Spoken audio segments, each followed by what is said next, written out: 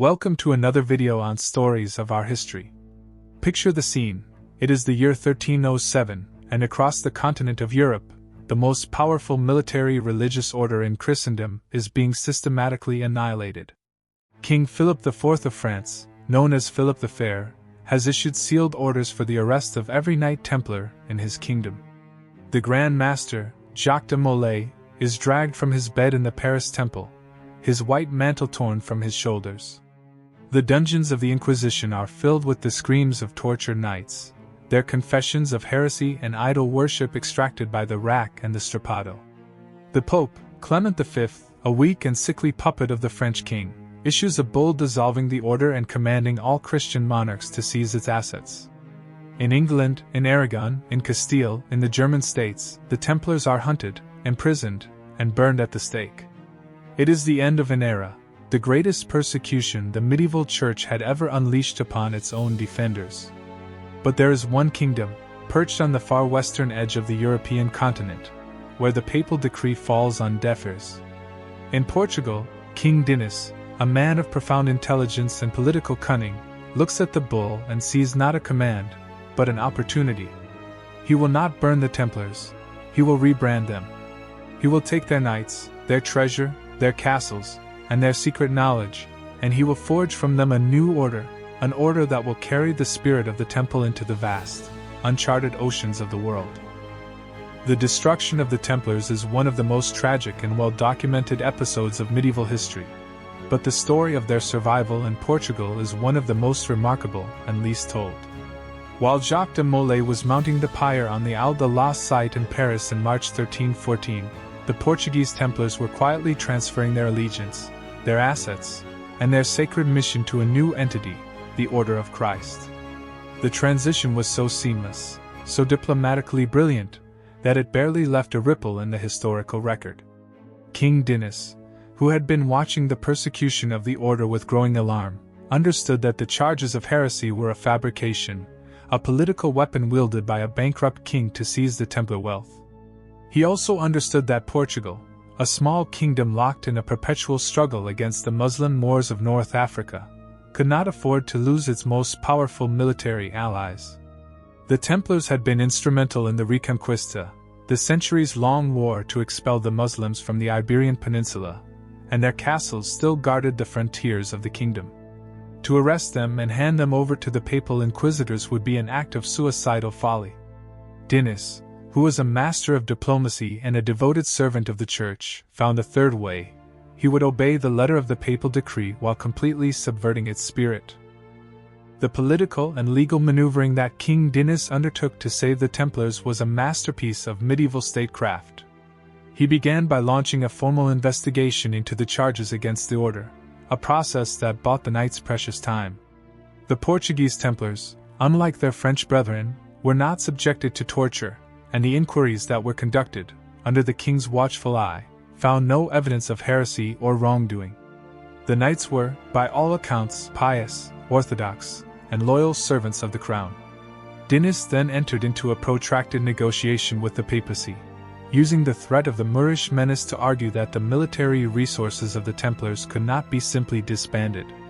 The Portuguese frontier, he pointed out, was still a war zone, and the Templar castles were the bulwark of the kingdom's defense. The Pope, who was preoccupied with the political chaos in Italy and the constant pressure from the French king, was willing to listen to a reasonable compromise. In 1312, the bull Vox in Excelso officially dissolved the Order of the Temple, but just 7 years later, in 1319, Pope John XXI issued the bull Adie ex Cubus, which authorized the creation of a new military order in Portugal, the Order of Christ, to which all the former Templar properties, revenues, and personnel were transferred. The Templars had been legally dissolved, but they had been instantly resurrected under a new banner. The castle of Tomar, a formidable fortress perched on a hill above the Nabeiro River in central Portugal, was the symbolic and administrative heart of this transformation.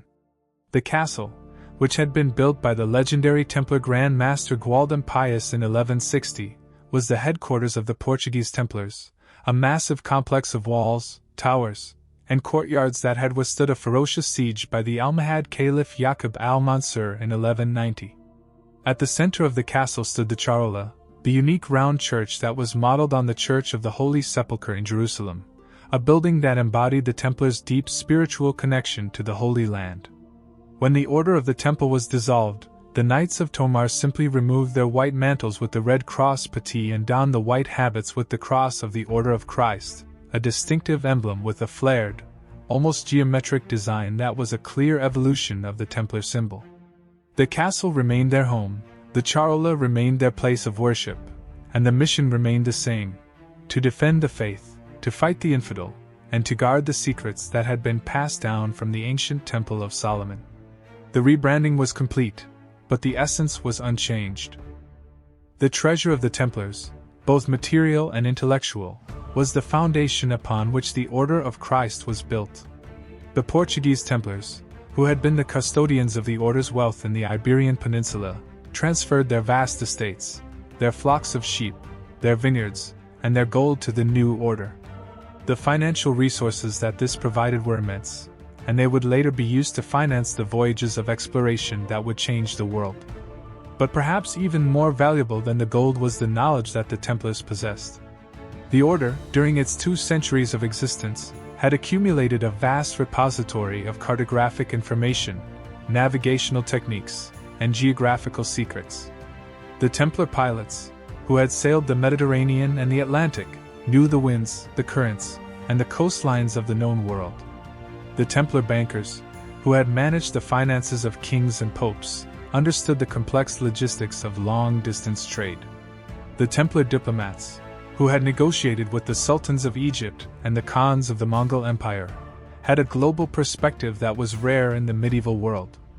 All of this knowledge, all of this expertise, was absorbed by the Order of Christ and channeled into the great enterprise of exploration.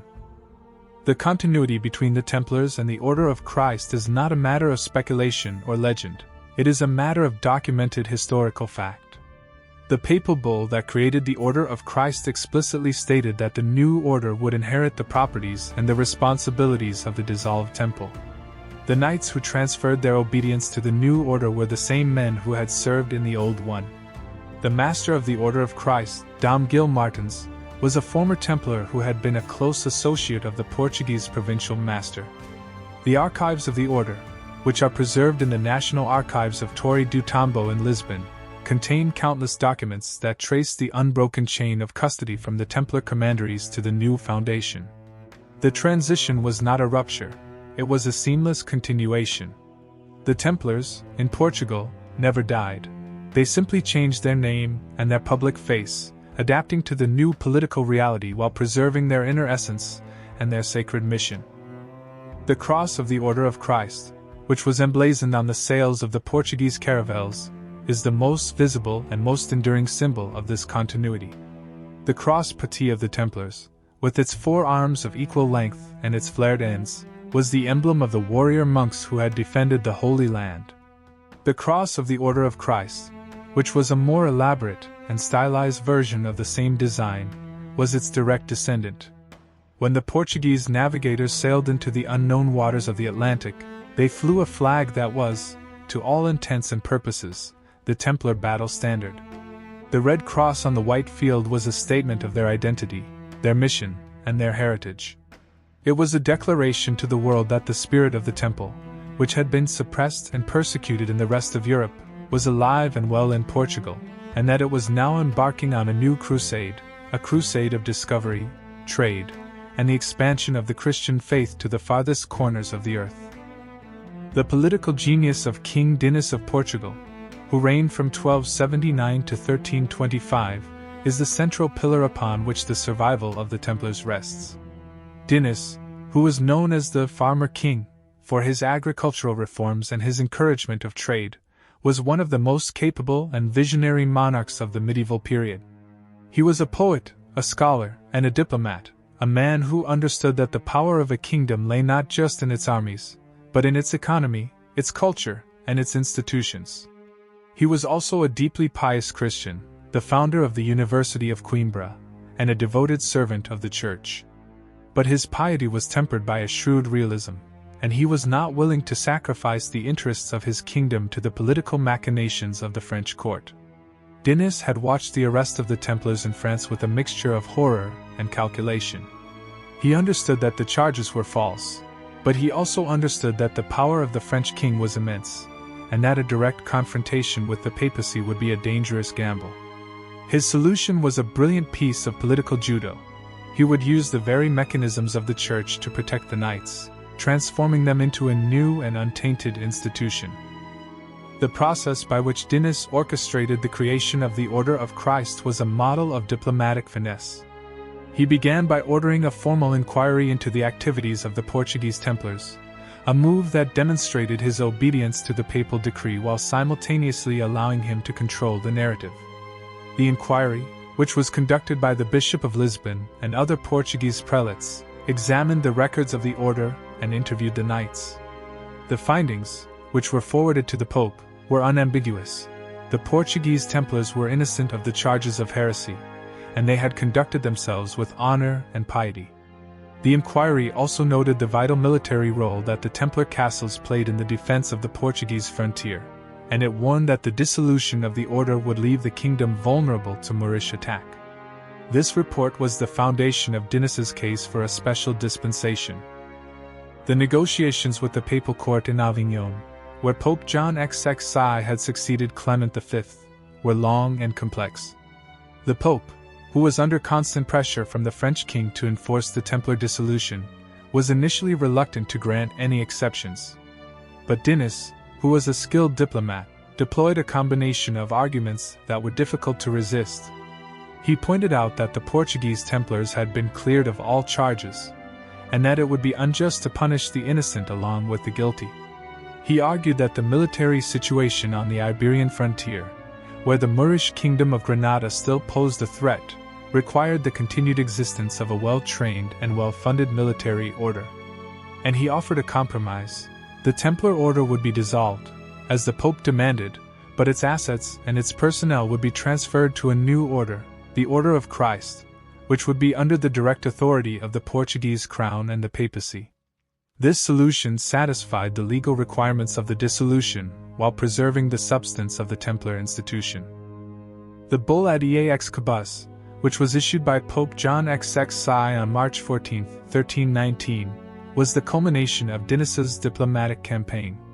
The bull, which is a masterpiece of ecclesiastical legalese, formally established the Order of Christ as a new military religious order, under the rule of Saint Benedict and the protection of the Holy See.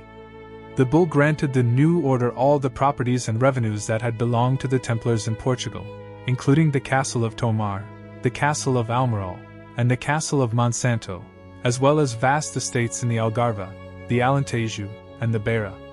The knights who had been members of the temple were invited to transfer their obedience to the new order, and they were given the right to wear a new habit, a white mantle with a red cross that was a clear evolution of the Templar emblem. The bull also placed the order under the direct authority of the Portuguese king, who was given the right to appoint the Grand Master, a significant departure from the Templar tradition of an independent, self-governing order. This provision ensured that the new order would be a loyal instrument of the Portuguese crown, rather than a potential rival. The transfer of the Templar assets to the Order of Christ was a massive and complex operation that took several years to complete. The Templars in Portugal had been one of the wealthiest branches of the order, with extensive holdings that included farmland, vineyards, olive groves, salt pans, and fishing rights. The commandery of Tomar alone controlled over a dozen villages and produced a substantial income from agriculture and trade. The transfer of these assets was overseen by a royal commission, which carefully inventoried the Templar properties and assigned them to the new order. The process was not without its controversies. Some of the local nobility, who had hoped to seize the Templar lands for themselves, were disappointed by the king's decision to preserve them as a single entity. But Dinis was firm, and the transfer was completed by the early 1320s.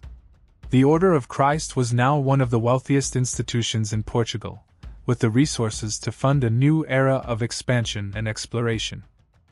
The human dimension of the transfer is a story of survival and adaptation.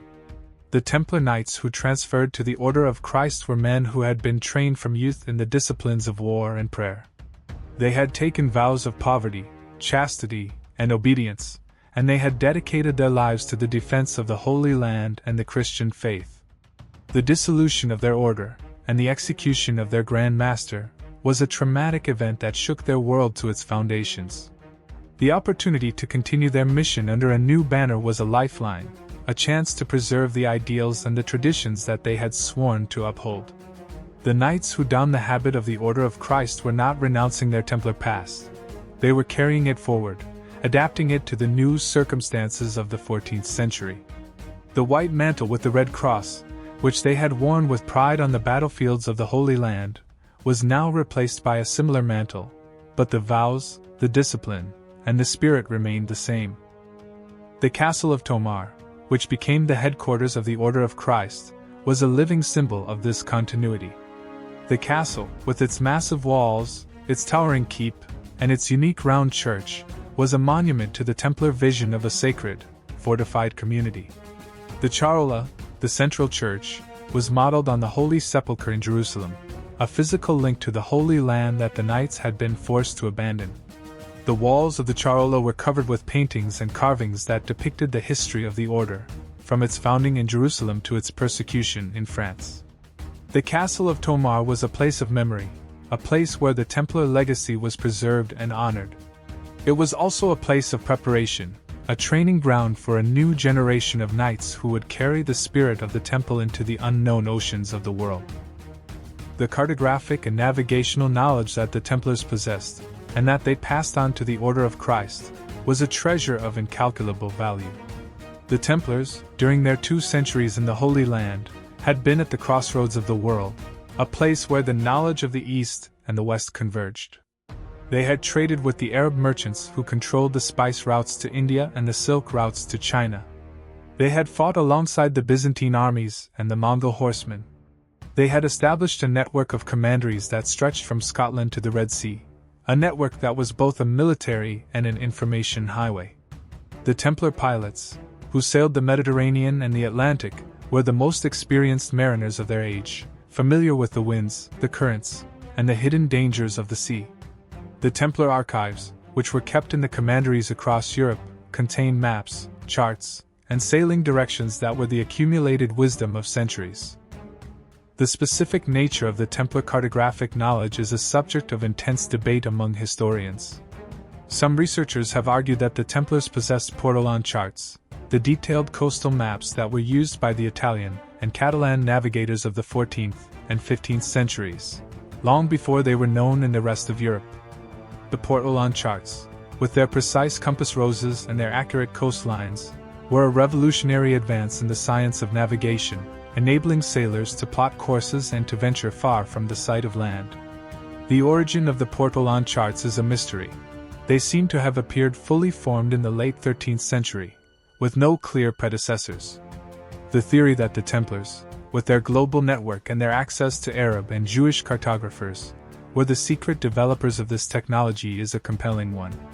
The Order of Christ, which inherited the Templar archives, would have been the beneficiary of this knowledge. The practical application of this navigational knowledge can be seen in the design and the capabilities of the Portuguese caravel. The caravel, which was the ship that carried the Portuguese explorers down the African coast and across the Atlantic, was a remarkable piece of maritime technology.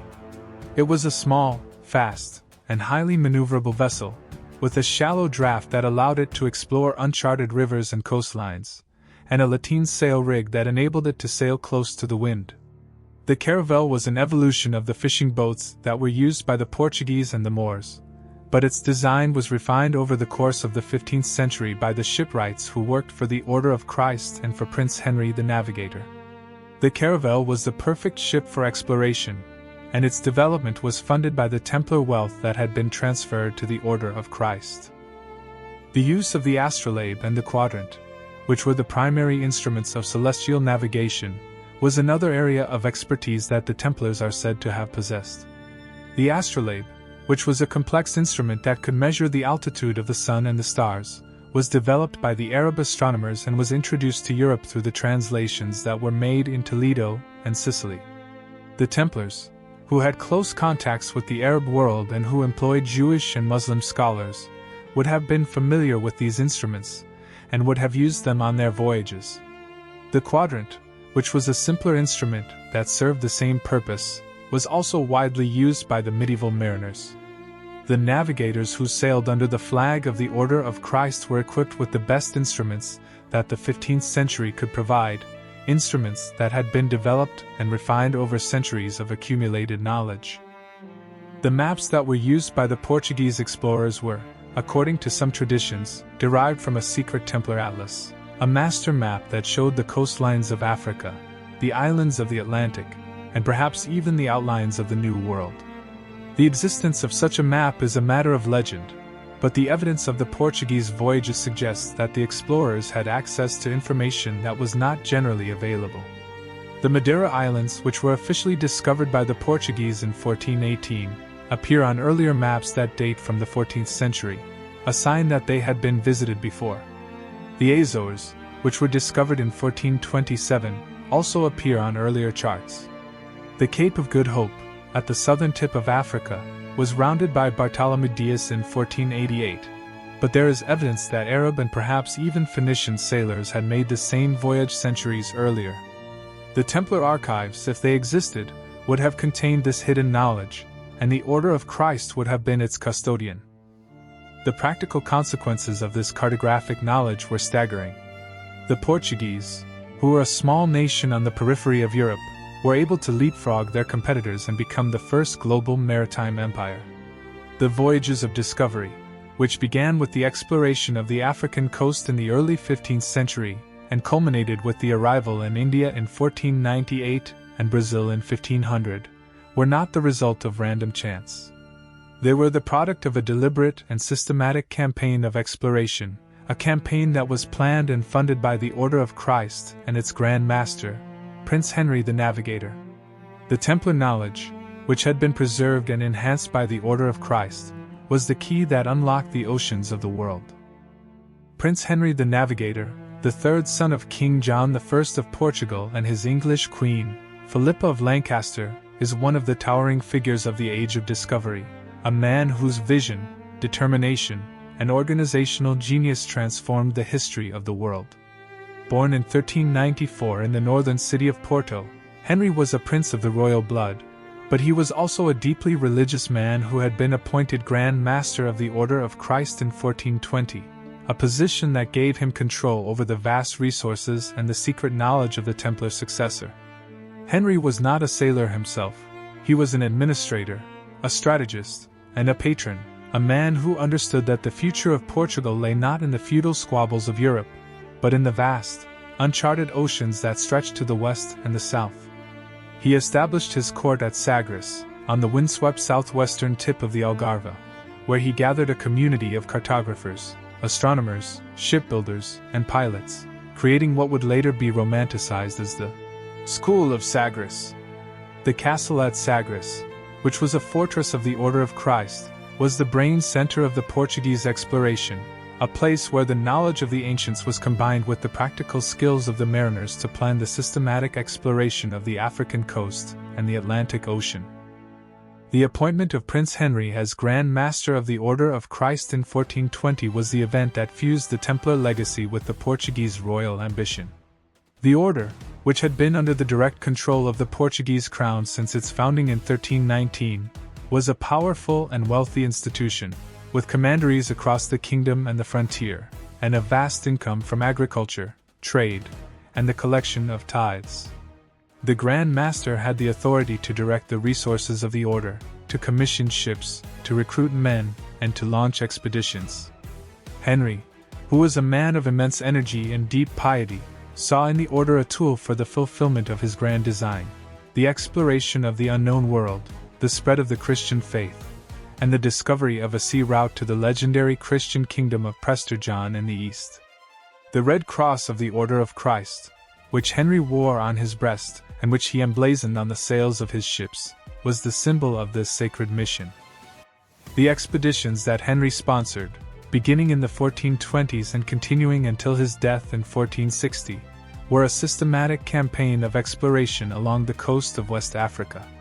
The early voyages, which were led by captains such as Gil Eanes and Nuno Tristão, were tentative and cautious affairs, hugging the coast and avoiding the unknown dangers of the open ocean.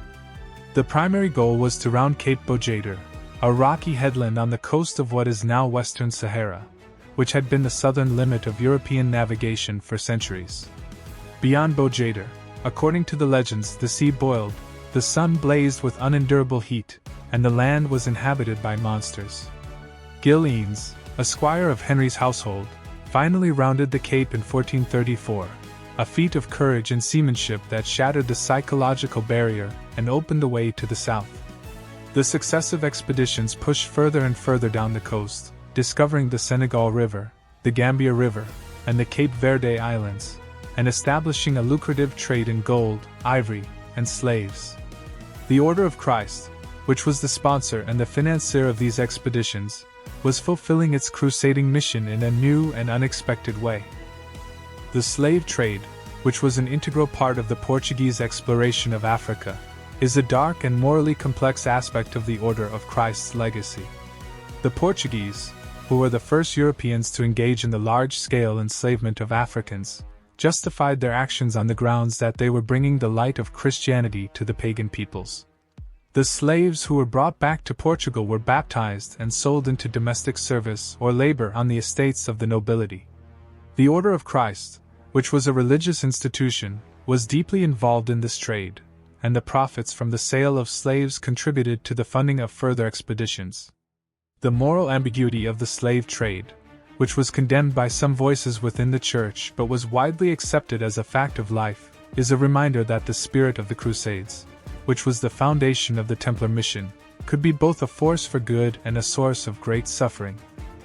The discovery of the Madeira Islands and the Azores, which were colonized by the Portuguese in the 1420s and 1430s, was a direct result of Henry's patronage. The islands, which were uninhabited and covered with dense forests, were cleared and cultivated, producing sugar, wine, and wheat that generated immense wealth for the crown and the order. The colonization of the Atlantic islands was a model for the later colonization of Brazil and the other Portuguese territories, a process that would transform the global economy and the distribution of the world's population. The Order of Christ, which was the primary landowner and the spiritual authority in the islands, played a central role in this colonization, building churches, establishing parishes, and spreading the Christian faith among the settlers and the few indigenous inhabitants. The Red Cross of the Order, which flew over the islands, was a sign of the new crusade that was being waged not against the Muslims of the Holy Land, but against the wilderness and the unknown. The death of Prince Henry in 1460 did not mark the end of the Portuguese exploration. It was merely a pause in a campaign that had acquired its own momentum. The expeditions that he had launched had mapped thousands of miles of coastline, had established a network of trading posts and fortresses, and had created a class of experienced mariners and cartographers who were eager to push further. The Order of Christ, which continued to be the patron and the sponsor of the exploration, was now under the leadership of successive Grand Masters who shared Henry's vision. The quest for a sea route to India, which had been the ultimate goal of Henry's project, was now within reach. The Portuguese, who had been transformed from a small, peripheral kingdom into a maritime power, were poised to achieve the greatest navigational feat in human history, the rounding of the southern tip of Africa and the opening of the direct sea route to the riches of the East. And at every step of the way, the cross of the Order of Christ, the reborn Templar cross, flew at the masthead. The castle of Tomar, the spiritual and administrative heart of the Order of Christ, deserves a deeper and more detailed exploration, for it is the physical embodiment of the unbroken continuity between the Templars and the Portuguese Age of Discovery. The castle, which stands on a hill overlooking the town of Tomar in central Portugal, was founded in 1160 by Gualdem Pius, the master of the Portuguese Templars, who had served as a knight in the Holy Land and who had brought back the architectural and military knowledge of the Crusader states. The castle was designed as a fortress and a monastery, a place where the warrior monks could live, pray, and train in the arts of war. Its most remarkable feature is the charola, the round church that was modeled on the Church of the Holy Sepulchre in Jerusalem, a building that was the holiest site in Christendom and the ultimate object of the Crusader pilgrimage. The charola, which was completed in the late 12th century, is a 16-sided structure with a central octagonal altar, surrounded by a ring of chapels and a gallery for the choir. The walls of the charola were originally covered with paintings and gilding, depicting scenes from the life of Christ and the history of the order, a visual catechism that instructed the knights in their sacred mission. The architectural symbolism of the charola is a direct link to the Templar excavations on the Temple Mount. The round design, which was based on the Anastasis, the rotunda of the Holy Sepulchre, was a deliberate choice that connected the Portuguese Templars to the sacred center of their faith. The Church of the Holy Sepulchre, which the Crusaders had rebuilt and embellished, was believed to stand on the site of Christ's crucifixion and resurrection, and it was the most important pilgrimage destination in the Christian world. By replicating its design, the Templars of Tomar were creating a new Jerusalem, a sacred space that could be a focus of devotion and a reminder of the ultimate goal of their order. The charola was a temple in miniature, a dwelling place for the divine presence that was guarded by the knights who lived within the castle walls. The evolution of the charola under the Order of Christ is a visible record of the transition from the medieval crusade to the modern age of exploration. In the 15th century, under the patronage of Prince Henry the Navigator, who was the Grand Master of the Order, the charola was embellished with new paintings and sculptures that celebrated the achievements of the Portuguese navigators. The most famous of these additions is the window of the chapter house, the Janela do Capitulo, which was added to the west front of the charola by the architect Diogo da Ruda between 1510 and 1515.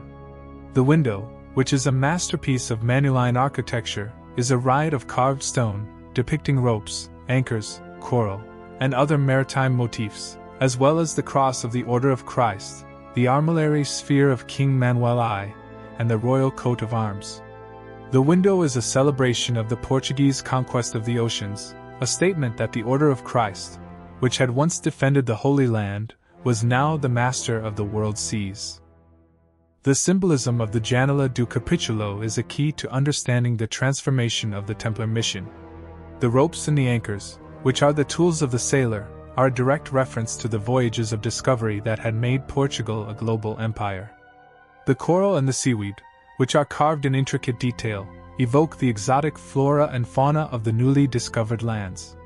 The cross of the Order of Christ, which is prominently displayed, is a reminder of the sacred nature of the enterprise, a declaration that the exploration and the conquest were a continuation of the crusade. The armillary sphere, which was the personal emblem of King Manuel I, is a symbol of the new cosmology, the understanding that the earth was a globe that could be circumnavigated. The window is a sermon in stone, a visual manifesto that proclaims the marriage of the medieval crusading spirit and the Renaissance spirit of discovery. The construction of the great cloister of the Order of Christ, which was begun in the 15th century and continued into the 16th, was another major architectural project that reflected the Order's wealth and its global reach. The cloister, which was built around a central courtyard, was designed by the architect João de Castillo, one of the masters of the Manueline style. The cloister is a serene and beautiful space, with elegant arcades and a central fountain, a place of contemplation and study for the monks. The decoration of the cloister, like the Janela do Capitulo, is filled with maritime motifs and symbols of the order, a constant reminder of the mission that united the monks in their sacred work. The cloister was the administrative center of the order, the place where the maps were stored, the letters were written, and the strategies were planned. The fortifications of the castle of Tomar, which had been built by the Templars to withstand siege, were never breached by an enemy. The walls, which are massive and imposing, were a symbol of the impregnability of the order, a physical manifestation of the knights' determination to defend their faith and their kingdom. The castle was never just a fortress, it was a sacred precinct, a place where the divine presence was honored and protected. The knights who lived within its walls were the guardians of a mystery that had been passed down from the Temple of Solomon to the Order of Christ, and from the Order of Christ to the modern world. The Castle of Tomar is a monument to the endurance of the human spirit, a stone testament to the power of faith, ambition, and the unending quest for knowledge. The legacy of the Castle of Tomar is not confined to the past. It is a living heritage that continues to inspire and to educate. The castle, which was declared a UNESCO World Heritage Site in 1983, is one of the most visited tourist destinations in Portugal, a place where the history of the Templars and the Age of Discovery comes alive. The Charola, with its soaring dome and its ancient paintings, is a place of profound spiritual power, a space that invites the visitor to contemplate the mysteries of faith and history. The Janela do Capitulo, with its exuberant carving, is a celebration of the human capacity for creativity and exploration. The Castle of Tomar is the heart of the Templar legacy, a heart that still beats after nearly 1,000 years. The detailed chronology of the Portuguese voyages of discovery, from the first tentative expeditions to the African coast to the triumphant arrival in India, is a story of incremental progress, heroic courage, and the relentless pursuit of knowledge. The early expeditions, which were sponsored by Prince Henry the Navigator and funded by the Order of Christ, were small and modest affairs, often consisting of a single caravel with a crew of a few dozen men. The captains, who were drawn from the ranks of the Portuguese nobility and the Order of Christ, were motivated by a combination of religious zeal, scientific curiosity, and the hope of profit. The voyages were dangerous and often fatal, with many ships lost to storms, shipwreck, and disease. But each expedition, even those that failed, added to the accumulating store of knowledge, mapping the coastlines, identifying the winds and the currents, and making contact with the peoples of the African coast. The first major breakthrough came in 1434, when Gil Eanes, a squire of Prince Henry's household, rounded Cape Bojador, the psychological barrier that had blocked European expansion for centuries. The Cape, which is a rocky headland on the coast of what is now Western Sahara, was a place of legend and fear, the boundary of the known world. Eanes, who had attempted the passage the previous year and had turned back, succeeded on his second attempt by sailing far out to sea, beyond the sight of land, and then turning south. His success, which was a triumph of seamanship and courage, opened the door to the exploration of the West African coast, and it began the process of demystifying the unknown ocean. The Order of Christ, which had sponsored the expedition, celebrated Eanes' return with a solemn mass at the Castle of Tomar, giving thanks for the victory over the forces of darkness. The subsequent expeditions, which were led by captains such as Nuno Tristão, Dinis Dias, and Alvise Cadamosto, pushed further and further south, mapping the coast of Senegal, Gambia, and Guinea. The Portuguese established a series of trading posts and fortresses along the coast, including the famous fortress of São Jorge de Mina in present-day Ghana, which was built in 1482 to protect the lucrative gold trade. The contact with the African peoples, which was often peaceful but sometimes violent, introduced the Portuguese to a world of cultural diversity, economic opportunity, and moral complexity. The slave trade, which began in earnest in the 1440s, was a dark consequence of the exploration, a trade that enriched the Portuguese crown and the Order of Christ but that caused immense suffering to the peoples of Africa. The voyage of Bartolomé Dias in 1487–1488 was the next great leap forward in the Portuguese quest for a sea route to India. Dias, who was a skilled navigator and a brave commander, was commissioned by King John II of Portugal to find the southern tip of Africa and to open the way to the Indian Ocean. His expedition, which consisted of 2 caravels and a supply ship, sailed down the coast of West Africa, passed the Cape of Good Hope, and entered the Indian Ocean, becoming the first Europeans to do so. Dias, who had intended to continue to India, was forced to turn back by his crew, who were exhausted and frightened. But he had proved that the sea route to the east was a reality, and he had mapped the southern coast of Africa, providing the knowledge that would guide the next generation of explorers. The Cross of the Order of Christ, which flew on Dias's ships, was the first European banner to enter the waters of the Indian Ocean. The final, triumphant voyage was that of Vasco da Gama, who sailed from Lisbon in July 1497 with a fleet of 4 ships, including the flagship São Gabriel, which was commanded by da Gama himself, and the São Rafael, commanded by his brother Paulo. The expedition, which was funded by the Portuguese crown and the Order of Christ, was the culmination of 80 years of systematic exploration, and it was equipped with the best maps, instruments, and ships that the 15th century could provide. Da Gama, who was a brilliant navigator and a ruthless commander, sailed around the Cape of Good Hope, up the east coast of Africa, and across the Indian Ocean to the port of Calicut, which he reached on May 20, 1498. The arrival of the Portuguese in India was a world-changing event, the beginning of a new era of global trade, cultural exchange, and imperial conquest. The Red Cross of the Order of Christ, which had been carried across 2 oceans, was now planted in the heart of the spice trade. The consequences of Vasco da Gama's voyage were immediate and far-reaching. The Portuguese, who had been a small and marginal kingdom, were now at the center of the global economy. The spices, the silks, and the precious stones of the East, which had previously been transported overland by Arab and Venetian merchants, could now be shipped directly to Lisbon at a fraction of the cost. The Portuguese crown, which was the primary beneficiary of the trade, became one of the wealthiest monarchies in Europe, and the Order of Christ, which was the spiritual and financial partner of the crown, shared in the prosperity. The Age of Discovery, which had been launched by Prince Henry and funded by the Templar treasure, had reached its fulfillment. The Crusade of the Oceans, which had begun as a dream in the castle of Tomar, had conquered the world. The ships that carried the Portuguese explorers to the ends of the earth were themselves the products of a revolution in maritime technology, a revolution that was funded, directed, and in large part inspired by the knowledge and resources of the Order of Christ. The Caravel, which was the primary vessel of the early expeditions, was a small, fast, and highly maneuverable ship that was ideally suited for exploration, and its development can be traced directly to the shipyards that were under the patronage of the Order. The Caravel was not a sudden invention, it was an evolution, a brilliant synthesis of the best features of the existing Mediterranean and Atlantic shipbuilding traditions, refined over decades of practical experience, and driven by the specific needs of the Portuguese exploration.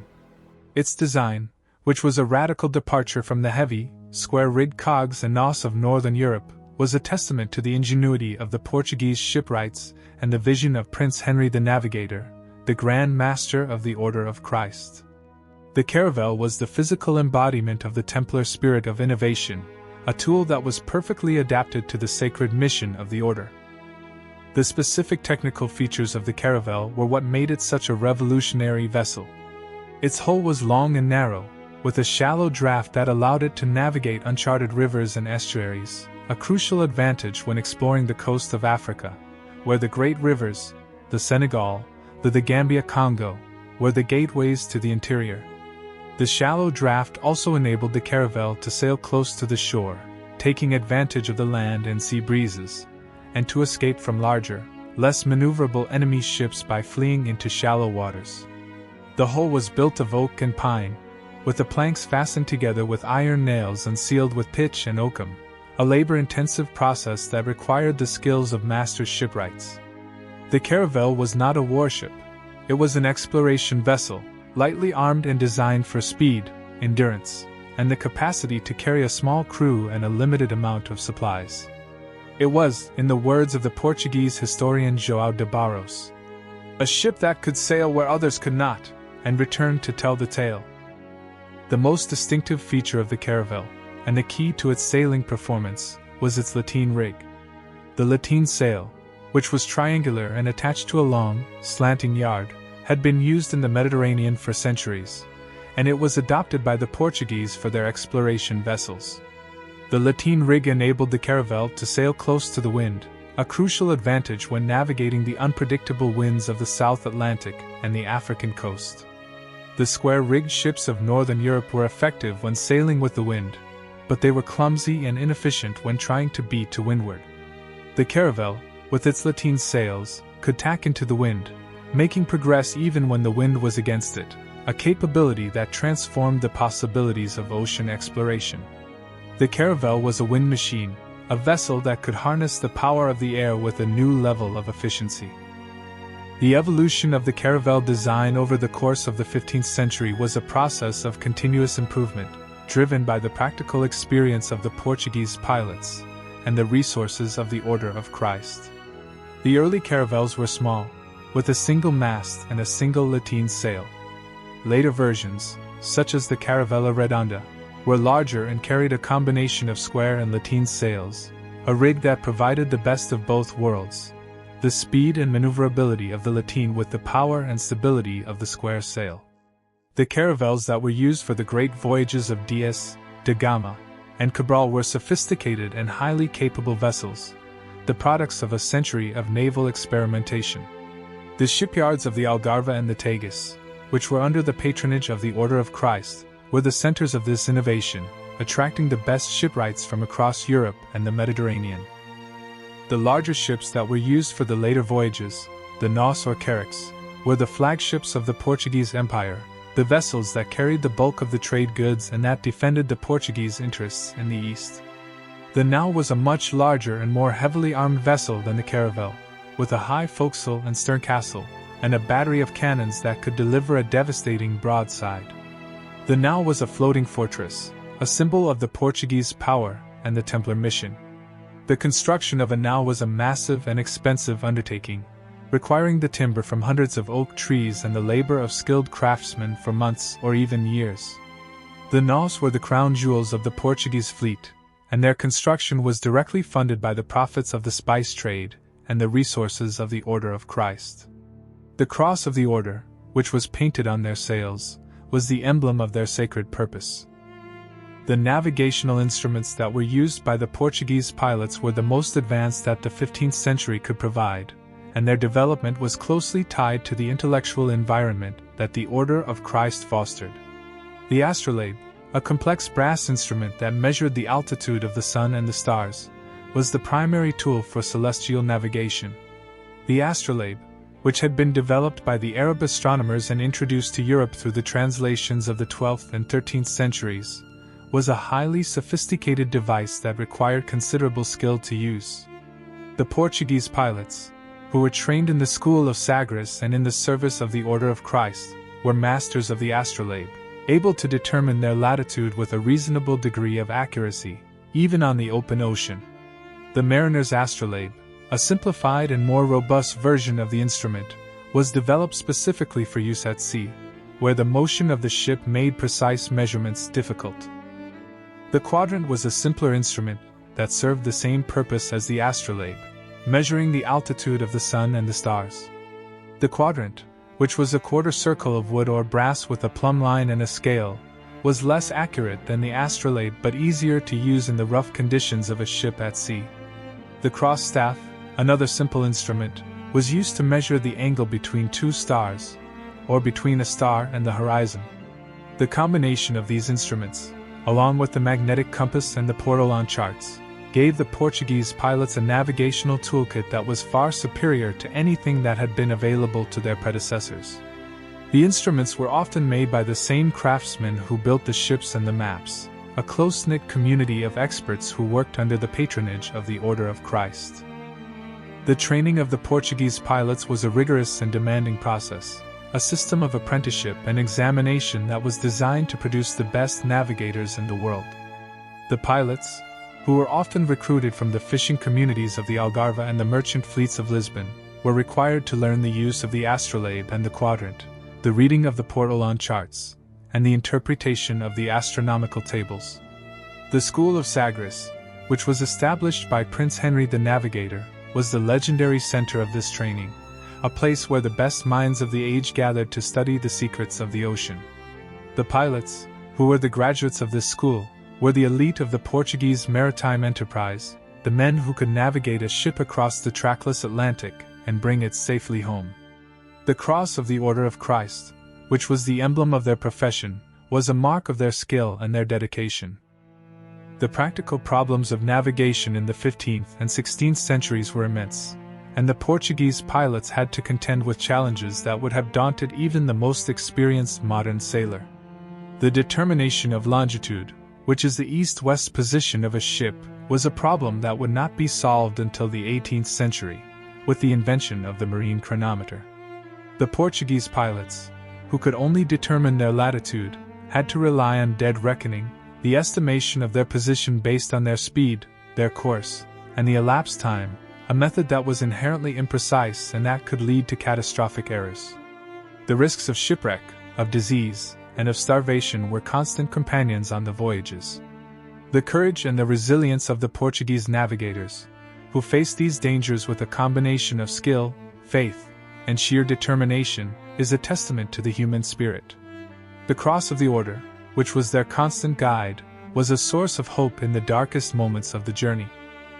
The cartographic revolution that was sponsored and directed by the Order of Christ was one of the most significant intellectual achievements of the Age of Discovery, a systematic campaign of exploration and documentation that transformed the European understanding of the globe. The maps that were produced by the Portuguese cartographers, such as the famous Cantino Planisphere of 1502 and the Miller Atlas of 1519, were the most accurate and detailed representations of the world that had ever been created, and they were the result of a deliberate and well-funded program of information gathering. The Order of Christ, which was the primary sponsor of the exploration, was also the guardian of the geographical knowledge that the expeditions produced. The maps, which were drawn on parchment and decorated with elaborate compass roses, sea monsters, and illustrations of the newly discovered lands, were works of art as well as instruments of navigation, but they were also closely guarded state secrets, kept under lock and key in the Casa de India in Lisbon and in the commanderies of the order. The specific organization of the Portuguese cartographic enterprise was a model of centralized, systematic knowledge management. The Casa de India, which was established in 1500, was the headquarters of the Portuguese Empire in the east, and it was the central repository for all the geographical information that was collected by the explorers. The Pedro Real, the master map that was kept in the Casa, was the ultimate authority for the Portuguese navigators, a constantly evolving document that was updated with every returning expedition. The cartographers who worked for the Casa de India, men like Pedro Rianel, Jorge Rianel, and Lopo Hamem, were the masters of their craft, skilled in the art of translating the rough sketches and the verbal reports of the pilots into precise and beautiful maps. The cross of the Order of Christ, which was emblazoned on the maps, was a sign of the official status and the sacred nature of the cartographic enterprise. The secrecy that surrounded the Portuguese maps was a deliberate policy, enforced by severe penalties for those who violated it. The maps, which contained the accumulated knowledge of decades of exploration, were a strategic asset of immense value, and their unauthorized dissemination was a crime punishable by death. The Portuguese, who were aware that their maps were the key to their dominance of the oceans, went to great lengths to protect them, keeping them under lock and key and controlling the access of foreign spies and rival powers. The secrecy, which was a legacy of the Templar tradition of hidden knowledge, was a crucial factor in the Portuguese success. The maps were the treasure of the Order of Christ, a treasure that was worth more than gold, and they were guarded with a zeal that was born of the Templar experience of persecution and the need to protect the sacred. The theft of the Portuguese maps by foreign spies was a constant threat, and the Cantino Planisphere is the most famous example of this espionage. Alberto Cantino, an Italian diplomat who was working for the Duke of Ferrara, smuggled the map out of Lisbon in 1502, bribing a Portuguese cartographer to make a copy of the Pedro Real. The map, which is a beautiful and highly detailed representation of the world, shows the coasts of Africa, India, and Brazil with remarkable precision, and it caused a sensation when it arrived in Italy. The Cantino Planisphere is a priceless historical document, but it is also a reminder of the lengths to which the rivals of Portugal would go to steal the secrets of the Order of Christ. The map, which is preserved in the Biblioteca Estense in Medina, is a silent witness to the clandestine war of information that was being waged in the shadow of the Age of Discovery. The development of the Portuguese cartography was not just a matter of copying and updating existing charts. It was a creative and innovative process that pushed the boundaries of the known world. The Portuguese cartographers, who were often trained in the workshops of the Order of Christ, developed new techniques for representing the globe, such as the use of multiple scales, the inclusion of navigational information, and the depiction of the winds and the currents. The charts, which were designed to be used at sea, were practical and functional, with a network of compass roses and rum lines that enabled the navigator to plot his course. The maps were also beautiful, with elaborate decorations that reflected the pride and the ambition of the Portuguese Empire. The cross of the Order of Christ, which was often the central motif of the decoration, was a reminder of the sacred mission that was the foundation of the exploration. The specific content of the Portuguese maps, which were filled with the names of the newly discovered lands, the locations of the trading posts, and the details of the coastlines, was a systematic record of the global expansion of the Portuguese Empire. The African coast, which had been mapped over the course of the 15th century, was charted in meticulous detail, with every cape, every bay, and every river carefully recorded. The Indian Ocean, which was the focus of the Portuguese expansion in the early 16th century, was similarly detailed, with the locations of the key ports, Goa, Malacca, Hormuz, and the sailing routes between them. The New World, which was still largely unknown, was gradually being revealed, with the coast of Brazil and the islands of the Caribbean appearing on the maps. The Portuguese maps were the first global maps, the first representations of the world as a single, interconnected whole. The legacy of the Portuguese cartography is a global one. The maps that were produced by the Portuguese cartographers, which are now scattered in libraries and archives around the world, are a record of the age of discovery, a record of the courage, the skill, and the ambition of the men who sailed the unknown oceans. The names that the Portuguese gave to the lands they discovered, Brazil, the Cape of Good Hope, the Spice Islands, Formosa, are the permanent memorials of their voyages, inscribed on the map of the world. The cross of the Order of Christ, which is emblazoned on these maps, is a symbol of their sacred mission, a mission that was the direct descendant of the Templar quest for the hidden treasures of the Temple of Solomon. The maps are the charts of a crusade that was waged not against the infidel in the Holy Land, but against the forces of ignorance and fear, a crusade to map the world and to reveal its secrets. The first great expeditions that were sponsored by Prince Henry the Navigator and funded by the Order of Christ, which unfolded over the course of his lifetime from the 1420s to his death in 1460, were a systematic campaign that pushed the boundaries of the known world further and further south along the coast of West Africa.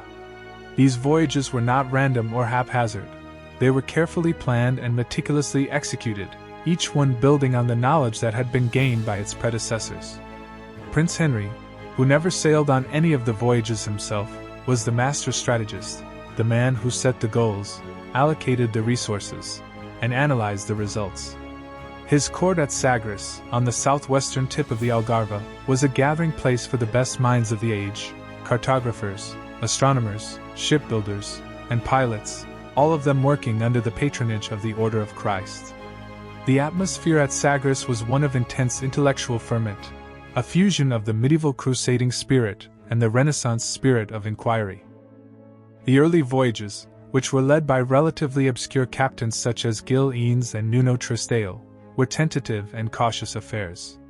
The primary goal was to round Cape Bojador, a rocky headland on the coast of what is now Western Sahara, which had been the southern limit of European navigation for centuries. Beyond Bojador, according to the legends that were current among the sailors, the sea boiled, the sun blazed with unendurable heat, and the land was inhabited by monsters and demons. Gil Eanes, a squire of Prince Henry's household, attempted the passage in 1433 but was driven back by fear and the pressure of his crew.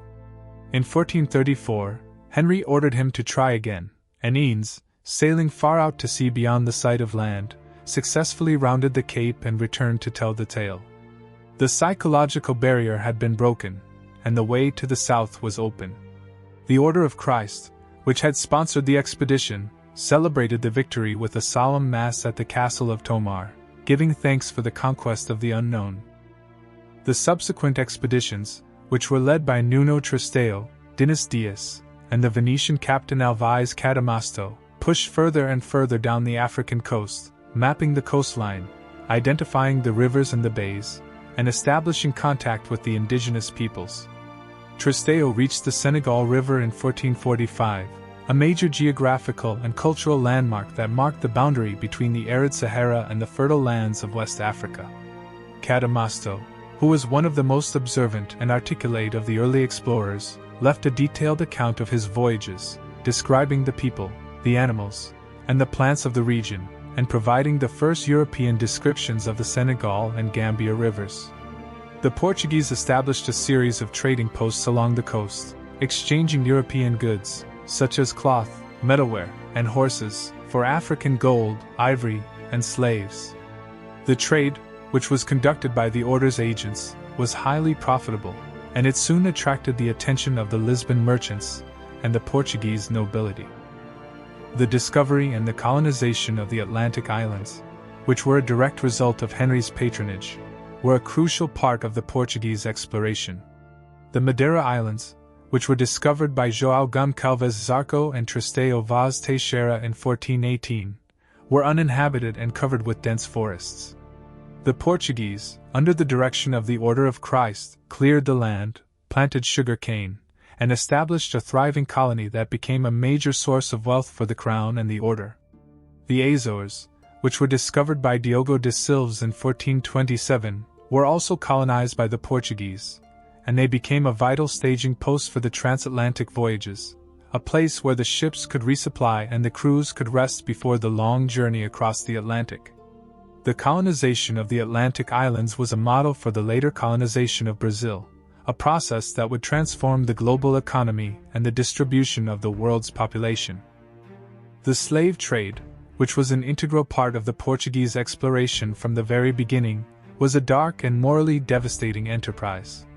The first slaves were brought back to Portugal by Antão Goncalves in 1441, and the trade quickly grew into a major industry, supplying labor for the sugar plantations of Madeira and the estates of the Portuguese nobility. The Order of Christ, which was a major landowner and a significant slaveholder, was deeply involved in the trade, and the profits from the sale of slaves contributed to the funding of further expeditions. The chronicler Gomes de Zurara, who wrote the Chronicle of the Discovery and Conquest of Guinea in the 1450s, described the slave market in Lagos with a mixture of pity and justification, a reflection of the moral complexity of the Portuguese enterprise. The cross of the Order of Christ, which was emblazoned on the slave ships, is a symbol of this painful and unresolved history. The death of Prince Henry in 1460 did not mark the end of the Portuguese exploration. It was merely a pause in a campaign that had acquired its own momentum. The expeditions that he had launched had mapped thousands of miles of coastline, had established a network of trading posts and fortresses, and had created a class of experienced mariners and cartographers who were eager to push further. The Order of Christ, which continued to be the patron and the sponsor of the exploration, was now under the leadership of successive Grand Masters who shared Henry's vision. The quest for a sea route to India, which had been the ultimate goal of Henry's project, was now within reach. The Portuguese, who had been transformed from a small, peripheral kingdom into a maritime power, were poised to achieve the greatest navigational feat in human history, the rounding of the southern tip of Africa and the opening of the direct sea route to the riches of the East. And at every step of the way, the cross of the Order of Christ, the reborn Templar cross, flew at the masthead. The reign of King John II of Portugal, who ruled from 1481 to 1495, was a period of intense and focused activity in the Portuguese exploration, a time when the systematic, scientific approach that had been pioneered by Prince Henry was brought to its logical conclusion. John, who was known as the Perfect Prince, was a man of immense intelligence, ruthless ambition, and a deep commitment to the expansion of the Portuguese Empire. He was a devoted knight of the Order of Christ, and he saw the exploration not just as a commercial enterprise, but as a sacred crusade, a continuation of the Templar mission to spread the faith and to reclaim the Holy Land. He centralized the administration of the exploration, creating a royal council, the Junta dos Matematicos, which included the best astronomers, cartographers, and pilots of the age, and which was responsible for planning and coordinating the voyages. The Junta, which was funded by the Order of Christ, was a scientific body that applied the latest knowledge of mathematics, astronomy, and geography to the practical problems of navigation. The specific contribution of the Junta dos Matematicos to the Portuguese exploration was immense. The Junta, which was led by the Jewish astronomer Abraham Zacuto, developed a set of astronomical tables, the Almanac Perpetuum, which provided the declination of the sun for each day of the year, enabling the navigators to calculate their latitude with unprecedented accuracy. Zacuto, who had been expelled from Spain in 1492 and who had found refuge in Portugal, was one of the great scientists of his age, a master of the astrolabe and the quadrant, and a pioneer of celestial navigation. The Almanac Perpetuum, which was translated into Latin by the Portuguese scholar José Vizinho, was a revolutionary document, a key that unlocked the oceans. The junta also worked to improve the design of the ships, the instruments, and the maps, creating a standardized system of navigation that was the envy of the world. The voyage of Diogo Chao, who was sent by King John II to explore the west coast of Africa in 1482, was a major breakthrough in the Portuguese exploration. Chao, who was a skilled navigator and a courageous explorer, sailed further south than any previous European, reaching the mouth of the Congo River, which he named the Rio do Pedreiro. He erected a stone pillar, a pedreiro, on the shore, claiming the land for the Portuguese crown and the Order of Christ. The padros, which were topped with the cross of the order, were the markers of the Portuguese presence, the symbols of the Portuguese claim to the newly discovered lands. Chao continued his voyage south, reaching Cape Cross in present-day Namibia, before turning back. His expedition had mapped over 1,000 miles of previously unknown coastline, and it had opened the way to the Cape of Good Hope.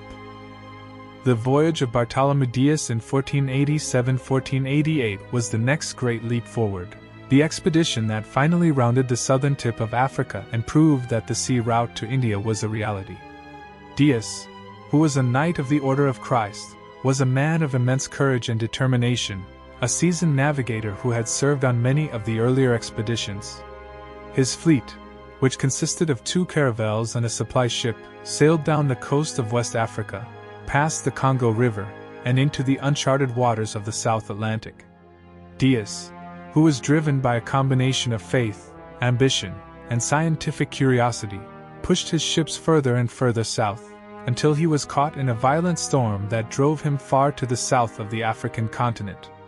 When the storm cleared, Dias found that he had rounded the Cape of Good Hope, the southernmost point of Africa, and that he was now sailing east, into the Indian Ocean. His crew, who were exhausted and terrified, forced him to turn back, but he had proved that the sea route to India was open. The pedreiro that he erected at Quehoec, on the coast of South Africa, was the first European monument on the shores of the Indian Ocean. The preparations for the great voyage to India, which was the ultimate goal of the Portuguese exploration, were a massive and complex undertaking that involved the entire resources of the Portuguese state and the Order of Christ. King John II, who died in 1495, did not live to see the fulfillment of his dream, but his successor, King Manuel I, was equally committed to the project. The selection of Vasco da Gama as the commander of the expedition was a careful and deliberate choice. Da Gama, who was a member of the Order of Santiago and a man of proven courage and leadership, was the right man for the job. The fleet, which consisted of the São Gabriel, the São Rafael, the Berrio, and a supply ship, was built with the latest techniques and equipped with the best instruments and maps that the 15th century could provide. The crew, which included the most experienced pilots and sailors in Portugal, was carefully chosen and trained. The expedition, which was funded by the Order of Christ and blessed by the Pope, was the culmination of 80 years of preparation, a national project that was a testament to the Portuguese ambition and the Templar legacy. The reign of King Manuel I of Portugal, who ruled from 1495 to 1521, was the golden age of the Portuguese Empire, the period when the voyages of exploration that had been launched by Prince Henry the Navigator reached their triumphant culmination. Manuel, who was known as the Fortunate, inherited a kingdom that was already poised on the brink of global greatness. His cousin and predecessor, King John II, had overseen the rounding of the Cape of Good Hope by Bartolomeu Dias in 1488 and had prepared the ground for the great voyage to India. But it was Manuel who had the good fortune to witness the return of Vasco da Gama in 1499, the discovery of Brazil in 1500, and the establishment of the Portuguese trading empire in the East. Manuel was a man of deep piety, a devout servant of the Church, and a Grand Master of the Order of Christ. He saw the Portuguese discoveries not just as a commercial enterprise, but as a divine mission, a continuation of the crusades that had been the foundation of the Templar order. The cross of the Order of Christ, which was his personal emblem, was the symbol of this sacred mission, and he emblazoned it on every aspect of his reign. The Manueline style of architecture, which is named after King Manuel I, is the most visible and most enduring expression of the fusion of the Templar legacy, the Portuguese monarchy, and the Age of Discovery. The Manueline style, which emerged in the 1490s and flourished during Manuel's reign, was a uniquely Portuguese variant of the late Gothic and early Renaissance styles, characterized by a profusion of carved ornament, a fascination with maritime and exotic motifs, and a deliberate emphasis on the symbols of the Portuguese Empire. The Jerónimos Monastery in the Belém district of Lisbon, which was built on the site of a small chapel where Vasco da Gama had prayed before his voyage, is the masterpiece of the Manueline style. The monastery, which was funded by the profits of the spice trade and staffed by the Order of St. Jerome, is a breathtaking monument to the Portuguese discoveries. Its south portal, which is a riot of carved stone, depicts the Virgin Mary, the patroness of the Order of Christ, surrounded by angels, saints, and a host of maritime symbols, ropes, anchors, shells, and the cross of the Order of Christ, which is repeated over and over again. The specific symbolism of the Jerónimos Monastery is a key to understanding the ideology of the Portuguese Empire. The building, which was intended to be the royal pantheon and the spiritual center of the empire, is a statement of the union of the crown, the church, and the Order of Christ. The monastery's cloister, which is one of the most beautiful in the world, is a serene and contemplative space, surrounded by intricately carved arches and columns. The decoration of the cloister is filled with the symbols of the order, the cross, the armillary sphere of King Manuel, and the royal coat of arms. The monastery was a place of prayer and meditation, a place where the monks of the Order of St. Jerome interceded for the souls of the kings and the navigators. But it was also a place of power, a declaration to the world of the might and the piety of the Portuguese crown. The Tower of Belém, which stands on the banks of the Tagus River a short distance from the Jerónimos Monastery, is the other great Manueline monument of the Age of Discovery. The tower, which was built between 1514 and 1520 as a fortress to defend the harbor of Lisbon, is a stunning example of the fusion of military architecture and decorative exuberance. The tower, which is built of limestone and rises 4 stories above the water, is covered with carved stone, including the cross of the Order of Christ, the armillary sphere, and a host of maritime and royal symbols. The tower, which was the last sight that the departing navigators saw of their homeland and the first that they saw upon their return, was a symbol of the Portuguese power and the sacred mission of the order. The cross of the order, which was carved on its walls, was a blessing on the departing ships and a welcome to the returning heroes. The patronage of King Manuel I of the Order of Christ was not just a matter of architecture and symbolism. Manuel, who was the Grand Master of the Order, used its resources and its network to advance his imperial ambitions. The Order, which was the primary landowner in the Portuguese colonies, was the institution that administered the spiritual and the temporal affairs of the new territories. The cross of the Order, which was the emblem of the Portuguese presence, was the symbol of the colonial administration and the missionary enterprise. Manuel, who was a man of profound faith and a shrewd politician, understood that the order was the key to the success of the imperial project. His reign, which was the high water mark of the Portuguese power, was the direct result of the Templar legacy. The later years of the Order of Christ, after the death of Manuel I in 1521, saw a gradual decline in its power and its influence. The order, which had been the driving force behind the exploration and the colonization, was increasingly absorbed into the Portuguese state, its independence eroded by the centralizing ambitions of the monarchy. The Grand Mastership, which had been held by the royal family, became a hereditary title, and the order's properties and its revenues were gradually taken over by the crown. The Reformation, which shattered the unity of the Catholic Church in the 16th century, also had an impact on the order, which was forced to adapt to the new religious and political realities of the modern world. The Order of Christ, which had been the vessel of the Templar rebirth, was slowly transformed into a purely honorific institution, a ghost of its former glory. But its legacy, the legacy of the Red Cross and the Caravels, was already woven into the fabric of the modern world. The specific voyage of Vasco da Gama to India in 1497-1499 was an epic of human endurance, navigational skill, and ruthless determination that changed the course of world history. The expedition, which departed from Lisbon on July 8, 1497, consisted of 4 ships: the flagship São Gabriel, commanded by Vasco da Gama himself; the São Rafael, commanded by his brother Paulo; the Berrio, commanded by Nicolau Coelho; and a supply ship, commanded by Goncalo Nunes. The fleet, which carried a crew of about 170 men, was equipped with the latest maps, instruments, and weapons, including the Almanac Perpetuum of Abraham Zacuto and a selection of the best Portolan charts. The route that da Gama followed, which took him far out into the South Atlantic, away from the African coast, was a deliberate and brilliant piece of navigation, designed to avoid the calms and the contrary winds of the Gulf of Guinea and to pick up the prevailing westerlies that would carry him around the Cape of Good Hope. The voyage was a testament to the Portuguese mastery of the winds and the currents of the Atlantic.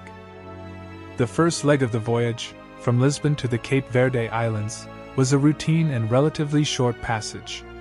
From there, da Gama sailed southwest, into the open ocean, executing a wide, looping arc that took him almost to the coast of Brazil, though he did not sight the land.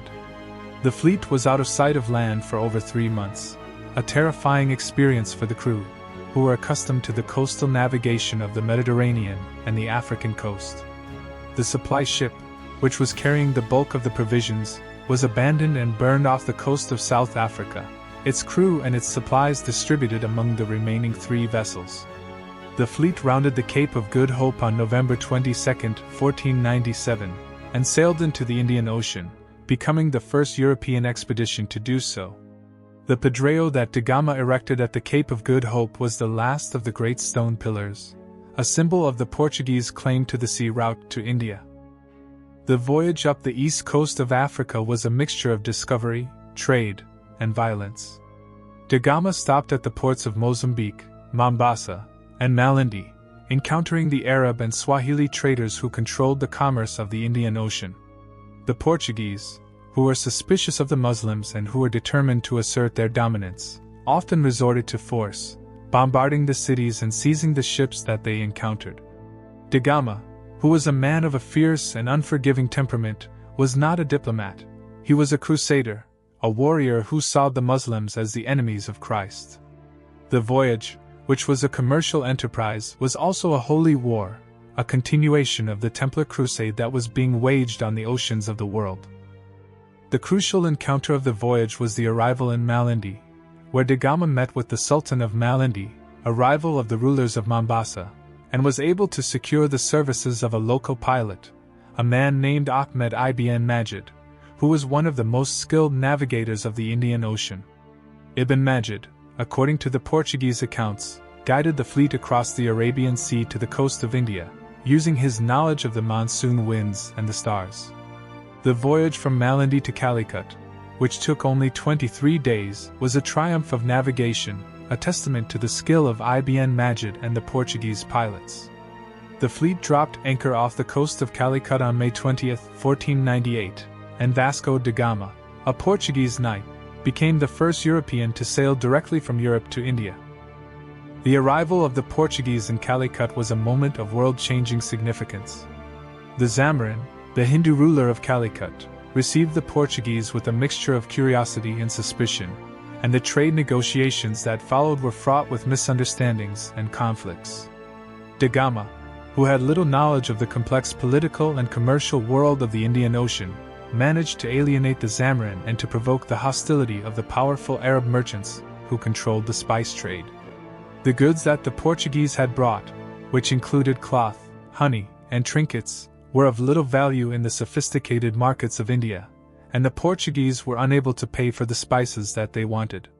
Da Gama, after a tense standoff, which included the seizure of hostages and a series of violent confrontations, finally sailed from Calicut in August 1498, carrying a small cargo of spices and a letter from the Zamarin to the King of Portugal.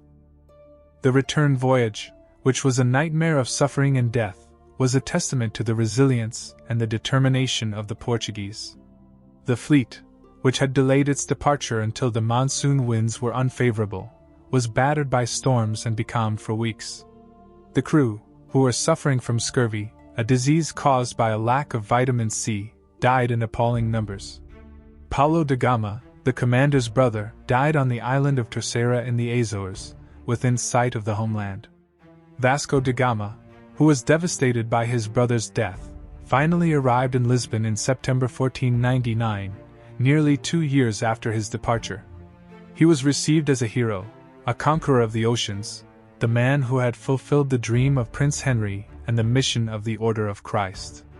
The spices that he had brought back, which were worth a fortune, were the proof of his success, a tangible reward for the sacrifices that had been made. The second voyage of Vasco da Gama to India in 1502, which was a punitive and military expedition, was a stark contrast to the exploratory nature of the first. Da Gama, who had returned to Portugal as a hero, was now an admiral, a man of immense power and prestige, and he was sent back to the Indian Ocean with a fleet of 20 warships, with orders to avenge the Portuguese who had been killed in the trading post at Calicut and to establish Portuguese naval supremacy by any means necessary. The second voyage, which was a brutal and bloody affair, was a demonstration of the power of the Portuguese fleet and the ruthlessness of its commander. Da Gama, who was now a hardened and vengeful man, bombarded Calicut, captured and burned Arab merchant ships, and committed a number of atrocities that shocked even his contemporaries. The cross of the Order of Christ, which flew on his ships, was the symbol of a crusade that had become a war of terror. The specific atrocities committed by Vasco da Gama on his second voyage are well documented. The most infamous incident occurred when da Gama intercepted a large Arab ship, the Miri, which was carrying several hundred passengers, including women and children, who were returning from a pilgrimage to Mecca. Da Gama, after seizing the ship's cargo, ordered his men to lock the passengers in the hold and to set the ship on fire. The victims, who were trapped below decks, screamed and wailed as the flames engulfed the vessel. Da Gama, according to the chronicler Gaspar Correa, watched the scene with cold indifference, and when some of the passengers managed to escape the flames and threw themselves into the sea, he ordered his men to spear them in the water. The massacre of the Miri, which was a war crime by any standard, was a stark illustration of the brutality of the Portuguese conquest of the Indian Ocean. The other major figure of the Portuguese conquest in the east was Afonso de Albuquerque, who served as the governor of Portuguese India from 1509 to 1515. Albuquerque, who was a brilliant strategist, a courageous warrior, and a visionary administrator, was the man who transformed the Portuguese presence in the east from a network of trading posts into a territorial empire. He understood, as few of his contemporaries did, that the key to controlling the Indian Ocean trade was to control the strategic choke points, the narrow straits and the key ports through which all the commerce had to pass. His strategy, which he executed with relentless determination, was to capture the cities of Goa, Malacca, and Hormuz, and to establish a chain of fortresses that would dominate the sea lanes. Albuquerque, who was a devout knight of the Order of Christ, saw his conquests as a continuation of the Crusade, a holy war against the Muslims that would restore the Christian control of the Holy Land. The capture of Goa in 1510 was a particularly significant event, a victory that was celebrated by the Order of Christ as a triumph of the cross. Goa, which was a prosperous and cosmopolitan city on the west coast of India, was the capital of the Muslim Bijapur Sultanate. Albuquerque, who attacked the city with a fleet of ships and a force of soldiers, captured it after a fierce battle, and he made it the headquarters of the Portuguese administration. The city, which became known as Goa Dourada, Golden Goa, was a symbol of the wealth and the power of the Portuguese Empire. The Order of Christ, which was the spiritual authority in Goa, built churches, monasteries, and hospitals, and it worked to convert the local population to the Christian faith. The cross of the order, which was carved on the walls of the churches and the fortresses, was a constant reminder of the sacred nature of the Portuguese enterprise. The capture of Malacca in 1511 was the strategic masterstroke of Albuquerque's career. Malacca, which was a thriving Muslim sultanate on the Malay Peninsula, was the gateway to the Spice Islands, the source of the cloves, nutmeg, and mace that were the most valuable commodities in the world. Albuquerque, who led an expedition of 15 ships and over 1,000 men, captured the city after a prolonged and bloody siege, and he built the fortress of Formosa to defend the Portuguese position. The conquest of Malacca gave the Portuguese control over the spice trade, enabling them to bypass the Arab and Venetian middlemen and to bring the spices directly to Lisbon. The Order of Christ, which had funded the expedition, was the primary beneficiary of the conquest, and its cross flew over the most strategic port in the east. The administration of the Portuguese Empire in the east, which was based in Goa, was a complex and often corrupt affair. The Portuguese, who were vastly outnumbered by the local populations, relied on a combination of military force, diplomatic alliances, and commercial incentives to maintain their dominance. The viceroys and the governors, who were appointed by the king, were often more interested in enriching themselves than in serving the crown, and the empire was plagued by factionalism, inefficiency, and abuse of power. The Order of Christ, which was a privileged institution with its own network of commanderies and its own sources of income, was not immune to these problems. The knights, who were supposed to be the guardians of the faith and the servants of the crown, often became entangled in the rivalries and the scandals of the colonial administration. The cross of the order, which was the symbol of the sacred mission, was also a symbol of the corruption and the greed that were the dark side of the Portuguese Empire. The Treaty of Tordesillas, which was signed in 1494 between Portugal and Spain, was a direct result of the rivalry between the two Iberian powers over the newly discovered lands and a masterful act of papal diplomacy that sought to divide the entire non-Christian world between them. The treaty, which was mediated by the Borgia Pope Alexander VI, divided the globe into two zones of influence, a Portuguese sphere and a Spanish sphere, separated by a meridian of longitude that was drawn 370 leagues west of the Cape Verde Islands. The treaty, which was a masterpiece of diplomacy and a testament to the power of the papacy, was intended to prevent a war between the two Catholic kingdoms and to ensure that the fruits of the exploration were shared according to the will of the Pope. The Order of Christ, which was the spiritual arm of the Portuguese Empire, was deeply involved in the negotiations and the implementation of the treaty, and its cross was the symbol of the Portuguese claim to the newly divided world. The role of the Order of Christ in the Treaty of Tordesillas is a subject of considerable historical interest. The order, which was the primary institution responsible for the exploration and the colonization of the Portuguese territories, was the direct beneficiary of the treaty's provisions. The lands that were assigned to Portugal by the treaty, including Brazil and the vast territories of Africa and Asia, were placed under the spiritual jurisdiction of the Order of Christ, which was charged with the mission of converting the indigenous peoples and establishing the Church in the new lands. The treaty, which was a political and diplomatic agreement, was also a sacred compact, a division of the world between the two great crusading orders, the Order of Christ and the Spanish military orders. The cross of the order, which was planted on the newly discovered shores, was the legal and spiritual marker of the Portuguese sovereignty. The discovery of Brazil in 1500, which was initially seen as a minor event, was a direct consequence of the Treaty of Tordesillas. Cabral's fleet, which was sailing to India, had been blown off course by the winds and the currents, and it had made landfall on the coast of South America. The land, which was claimed for the Portuguese crown, fell within the Portuguese zone of influence, as defined by the treaty. The Order of Christ, which was the spiritual and administrative authority in the new colony, began the process of colonization, sending missionaries, settlers, and administrators to the new land. The cross of the order, which had been planted on the beach at Porto Seguro, was the symbol of the Portuguese claim and the Christian mission. The discovery of Brazil, which was a seemingly minor episode in the larger drama of the Indian spice trade, would eventually give rise to the largest and most populous nation in South America. The colonization of Brazil was a long, slow, and often violent process that unfolded over the course of the 16th century.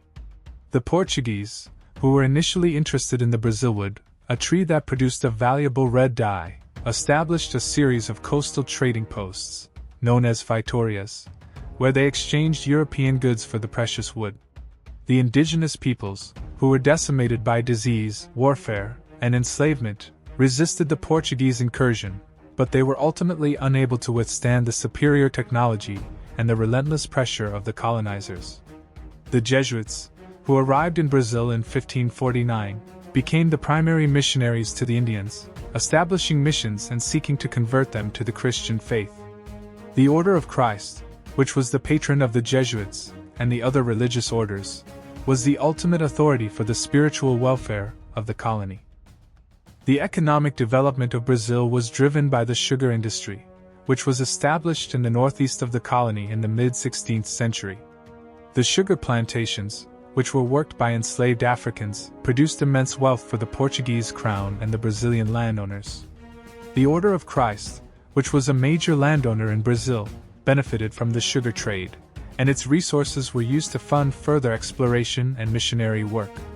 The cross of the order, which flew over the sugar mills and the slave quarters, was a symbol of a deeply unequal and morally complex society, a society that was built on the exploitation of human beings but that also produced a vibrant and unique culture.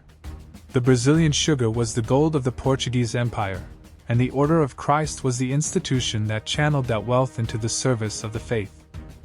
The legacy of the Order of Christ in Brazil is still visible today, in the architecture, the art, and the religious traditions of the country. The churches and the monasteries that were built by the order in the colonial period, such as the Church of São Francisco in Salvador and the Convent of São Bento in Rio de Janeiro, are among the most beautiful and historic buildings in Brazil. The cross of the order, which is carved on their altars and their facades, is a symbol of the Portuguese heritage and the Catholic faith that are the foundations of the Brazilian identity. The spirit of the Templars, which was the source of the order's mission, is a part of the Brazilian soul, a spirit that is defined by courage, ambition, and a deep, abiding faith. The red cross on the white field, which was the banner of the warrior monks, is part of the Brazilian identity, a symbol of the faith and the ambition that created a new world from the wilderness. The enduring symbolism of the cross of the Order of Christ, which is one of the most recognizable and potent emblems in the history of the world, is a direct descendant of the Templar cross pattée, a symbol that has been carried across the centuries and across the oceans by the heirs of the warrior monks. The Templar cross, with its 4 equal arms and its flared ends, was the emblem of the poor fellow soldiers of Christ who had defended the Holy Land and who had built the greatest military religious order in Christendom. The cross of the Order of Christ, which was developed in the 14th and 15th centuries, is a more elaborate and stylized version of the same design, with a central circle and a series of geometric flourishes that give it a distinctive, almost floral, appearance. The cross, which was emblazoned on the sails of the Portuguese caravels, carved on the stones of the Portuguese fortresses, and painted on the maps of the Portuguese cartographers, was the public face of the order, a symbol of its sacred mission and its Templar heritage. The meaning of the cross of the Order of Christ is multi-layered and complex, a symbol that speaks on many levels to the diverse peoples who have encountered it.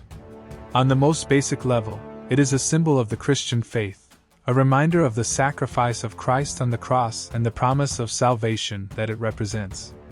But it is also a symbol of the crusading spirit, the dedication to the defense, and the expansion of the faith that had been the driving force of the Templars and that was now the mission of the Portuguese Empire. The cross, which was worn by the Knights of the Order and which flew on their ships, was a declaration of their identity as warriors of Christ, men who had dedicated their lives to the service of God and the defense of the Church.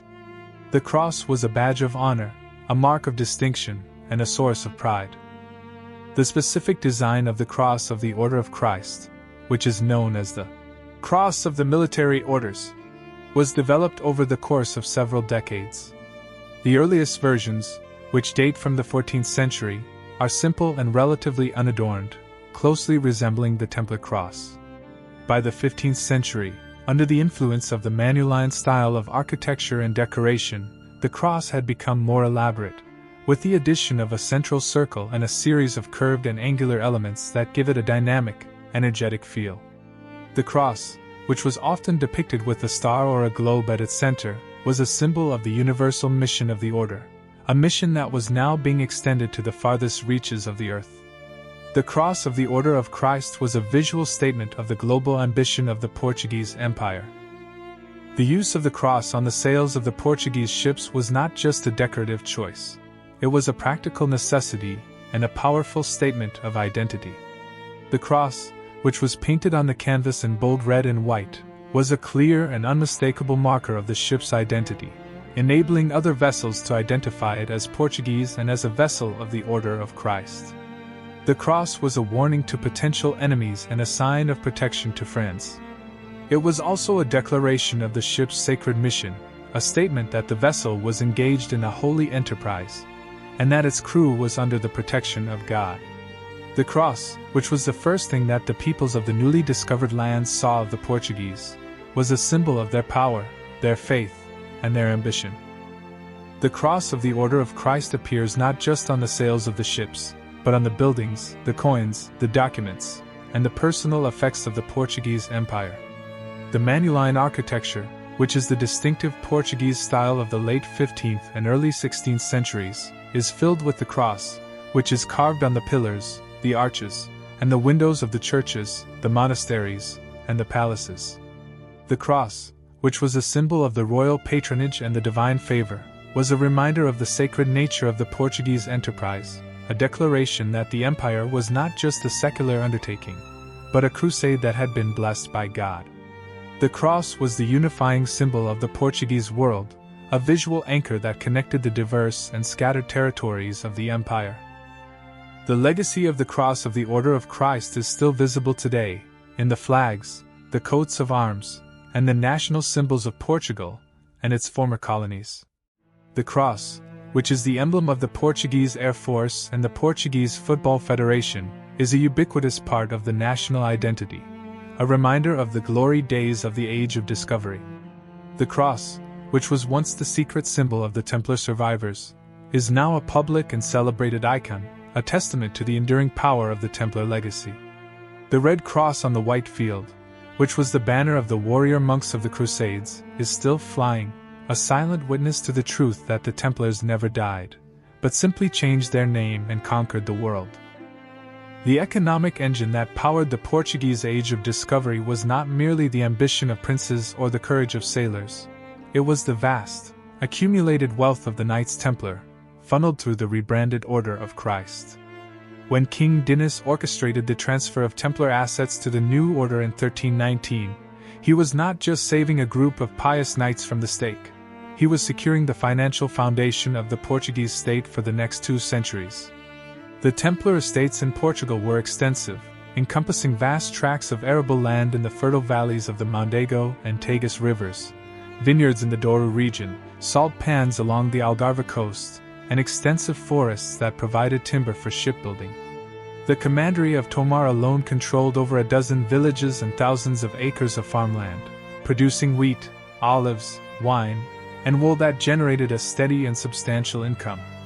The Templars had also been the kingdom's primary bankers, holding deposits from the nobility and the clergy, and issuing letters of credit that facilitated trade across Europe.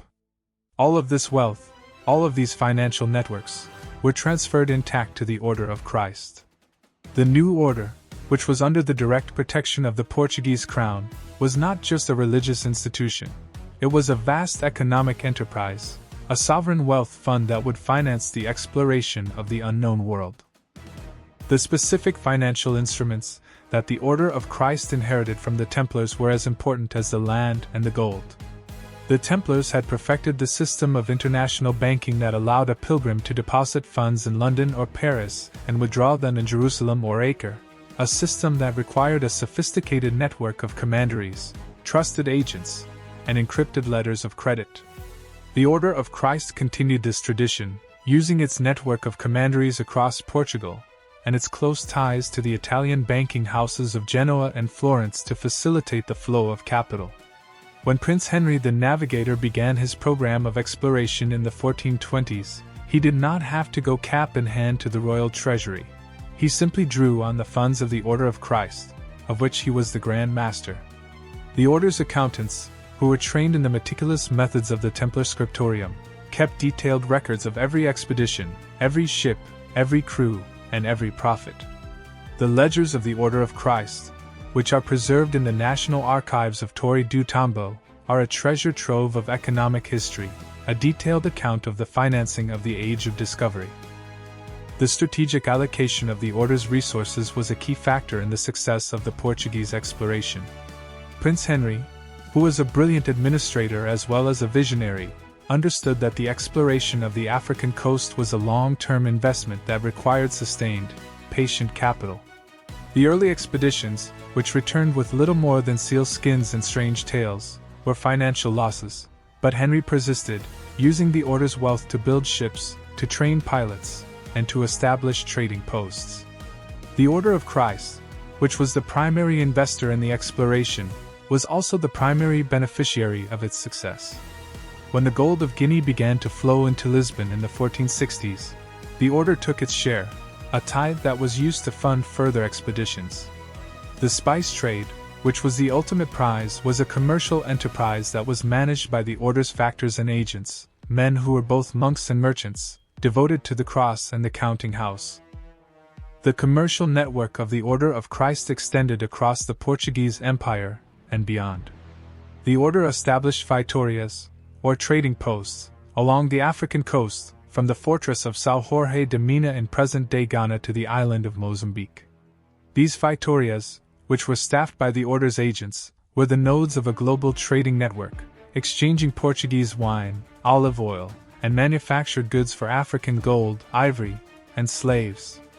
The Order's ships, which were emblazoned with the Red Cross, were a familiar sight in the ports of the Mediterranean, the Atlantic, and the Indian Ocean, carrying the goods of the empire and the profits of the trade.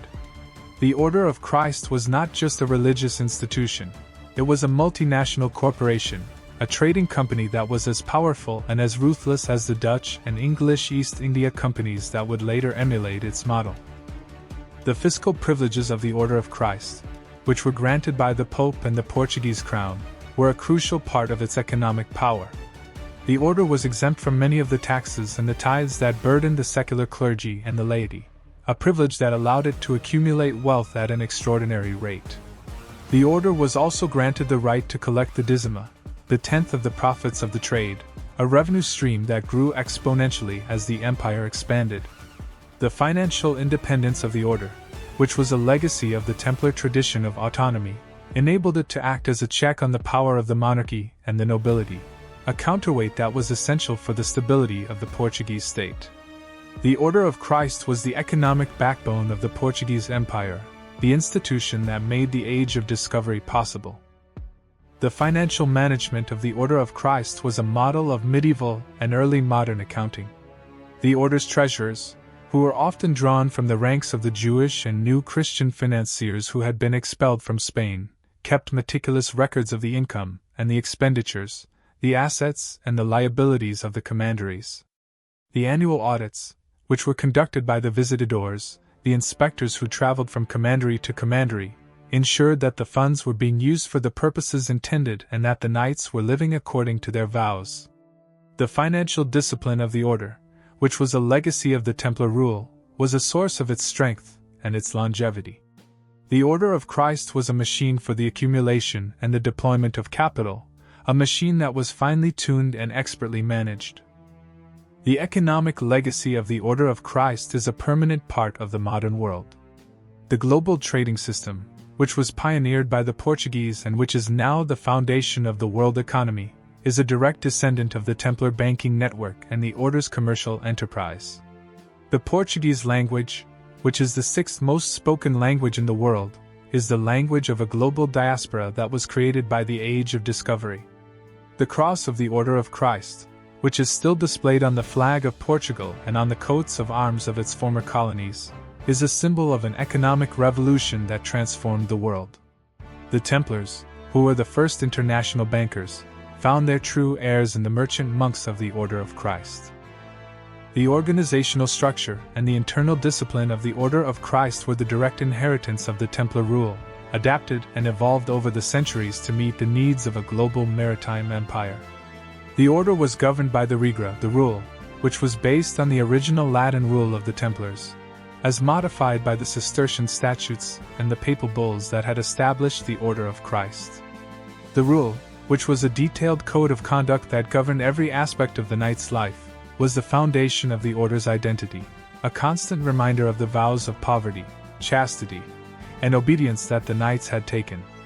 The rules specified the hours of prayer, the diet, the dress, the weapons, and the duties of the knights, creating a common framework of discipline that united the members of the order across the vast distances of the Portuguese Empire. The hierarchy of the Order of Christ was a complex pyramid of authority and responsibility, with the Grand Master at the apex and the humble servant, the serving brothers, at the base. The Grand Master, who was always a member of the Portuguese royal family after 1420, was the supreme commander of the order, responsible for its spiritual and temporal welfare, and the arbiter of all disputes. Below the Grand Master were the Commendadores Mores, the great officers of the order, who were responsible for the administration of the provinces, the management of the finances, and the discipline of the knights. The Commendadores, the commanders of the individual commanderies, were the local authorities, responsible for the spiritual life of the community, the collection of the rents, and the maintenance of the buildings. The Cavaleros, the knights, were the professed members of the order, the warriors and the administrators who served the order in the colonies and the court. The Capellas, the chaplains, were the priests who provided the spiritual services, celebrating the Mass, hearing the confessions, and administering the last rites. The servant, the serving brothers, were the laborers and the artisans who worked the land, built the ships, and served the knights. The process of recruitment and initiation into the Order of Christ was a rigorous and selective one, designed to ensure that only men of noble birth, sound character, and proven courage were admitted to the ranks. The candidate, who was usually a young man of the Portuguese nobility, was required to provide proof of his lineage, demonstrating that he was of legitimate birth and that his family had no taint of Moorish or Jewish blood, a requirement of the Limpeza de Sang, the purity of blood statutes that were introduced in the 16th century. The candidate was then examined by a committee of senior knights, who questioned him about his faith, his morals, and his motives for seeking admission.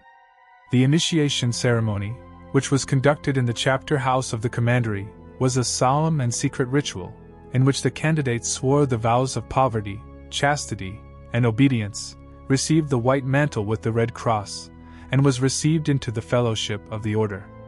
The ceremony, which was a direct descendant of the Templar initiation, was a rite of passage that marked the transition from the secular to the sacred life. The daily life of a knight of the Order of Christ was regulated by the rule and by the statutes of the commandery.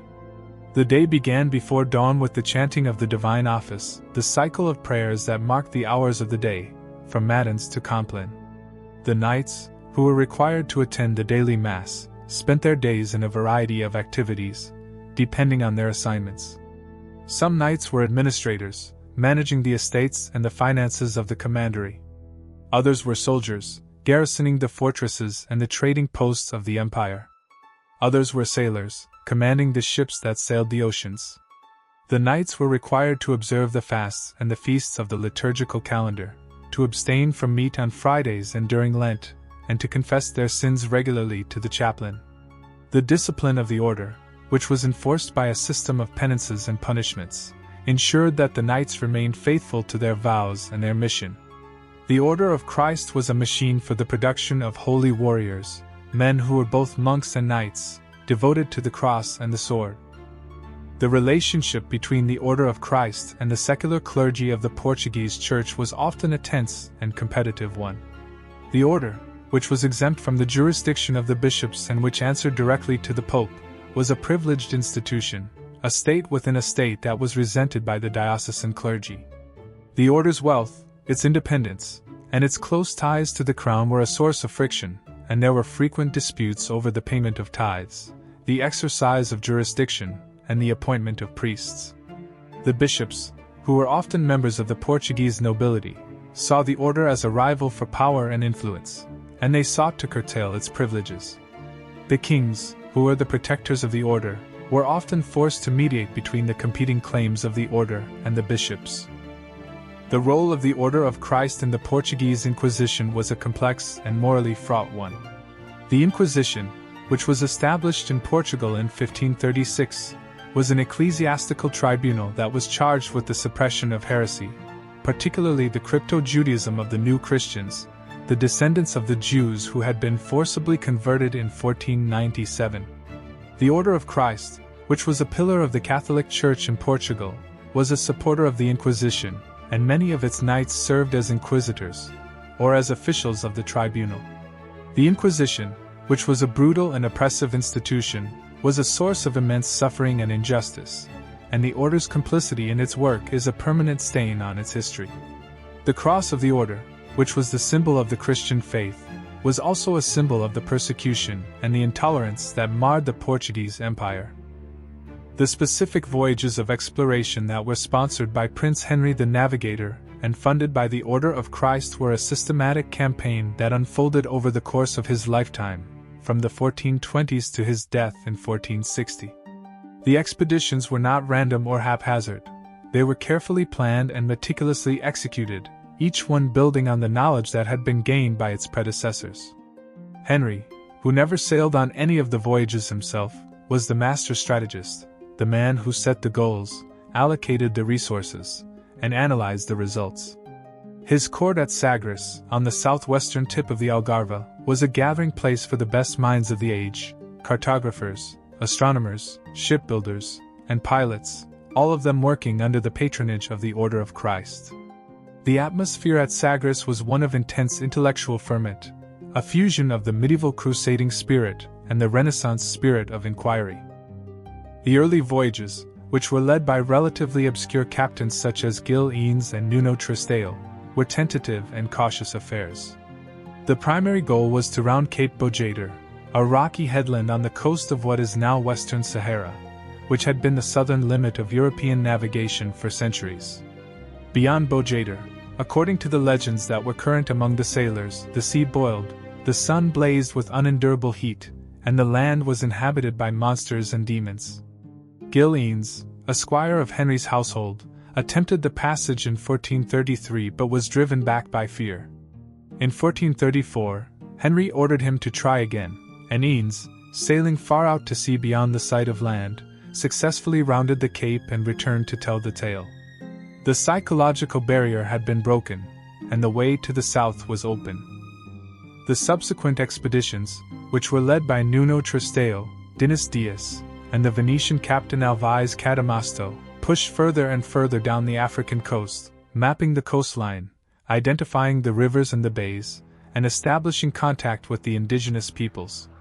Tristeo reached the Senegal River in 1445, and Cadamosto explored the Gambia River in 1455, making detailed observations of the local cultures, the flora, and the fauna.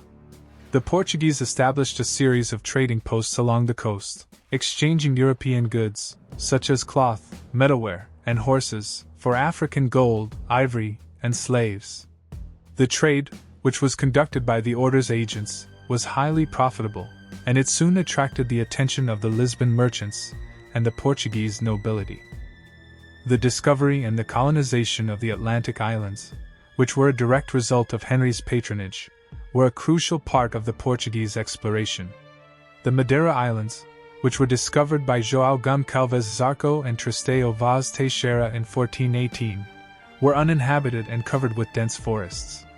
The Portuguese, under the direction of the Order of Christ, cleared the land, planted sugar cane, and established a thriving colony that became a major source of wealth. The Azores, which were discovered by Diogo de Silves in 1427, were also colonized by the Portuguese, and they became a vital staging post for the transatlantic voyages. The colonization of the Atlantic islands was a model for the later colonization of Brazil, a process that would transform the global economy and the distribution of the world's population. The slave trade, which was an integral part of the Portuguese exploration from the very beginning, was a dark and morally devastating enterprise. The first slaves were brought back to Portugal by Anteo Goncalves in 1441, and the trade quickly grew into a major industry, supplying labor for the sugar plantations of Madeira and the estates of the Portuguese nobility. The Order of Christ, which was a major landowner and a significant slaveholder, was deeply involved in the trade, and the profits from the sale of slaves contributed to the funding of further expeditions. The chronicler Gomezines de Zurara, who wrote the chronicle of the discovery and conquest of Guinea in the 1450s, described the slave market in Lagos with a mixture of pity and justification, a reflection of the moral complexity of the Portuguese enterprise. The death of Prince Henry in 1460 did not mark the end of the Portuguese exploration. It was merely a pause in a campaign that had acquired its own momentum. The expeditions that he had launched had mapped thousands of miles of coastline, had established a network of trading posts and fortresses, and had created a class of experienced mariners and cartographers who were eager to push further.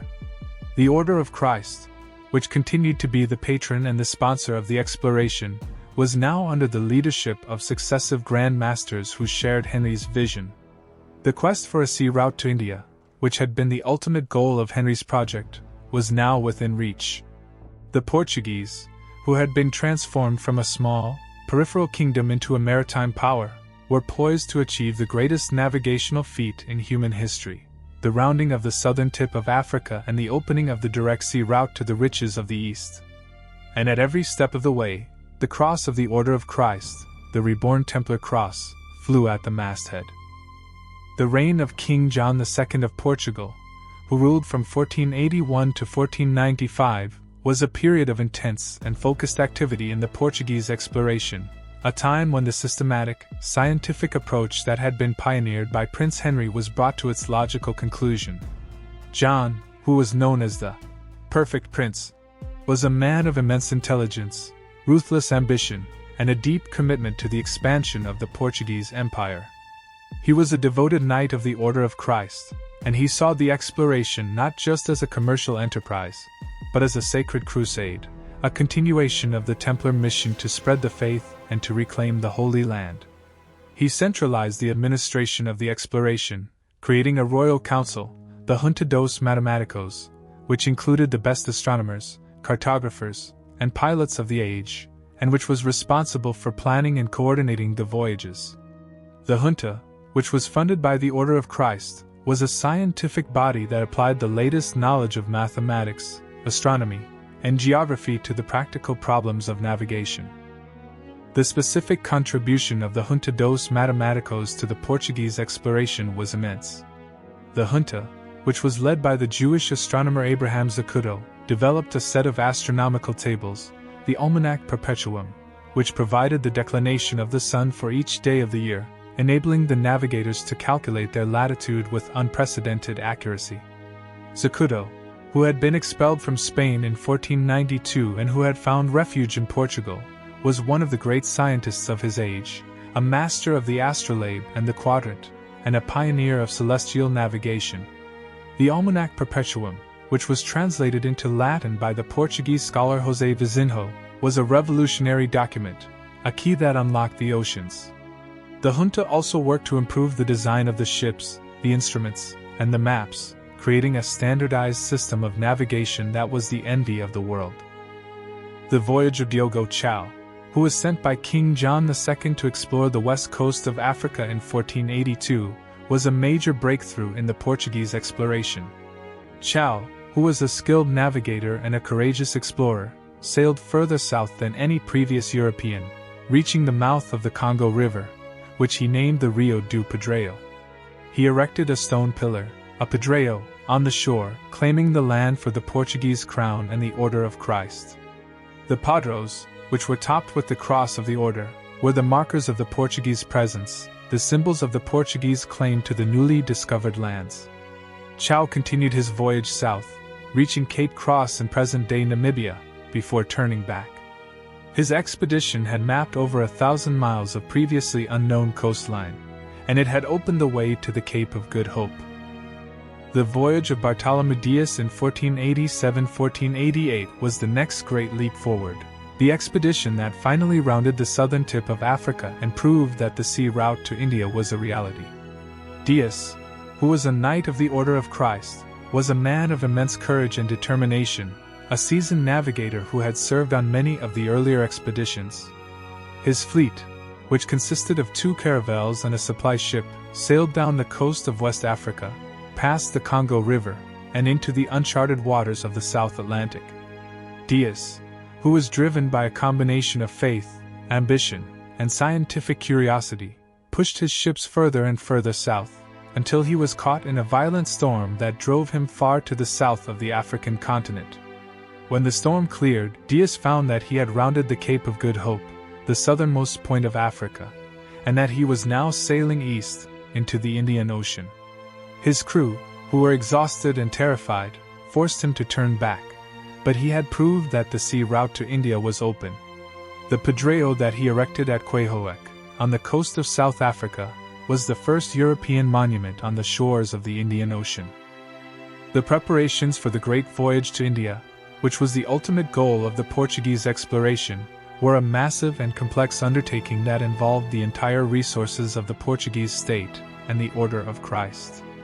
King John II, who died in 1495, did not live to see the fulfillment of his dream, but his successor, King Manuel I, was equally committed to the project.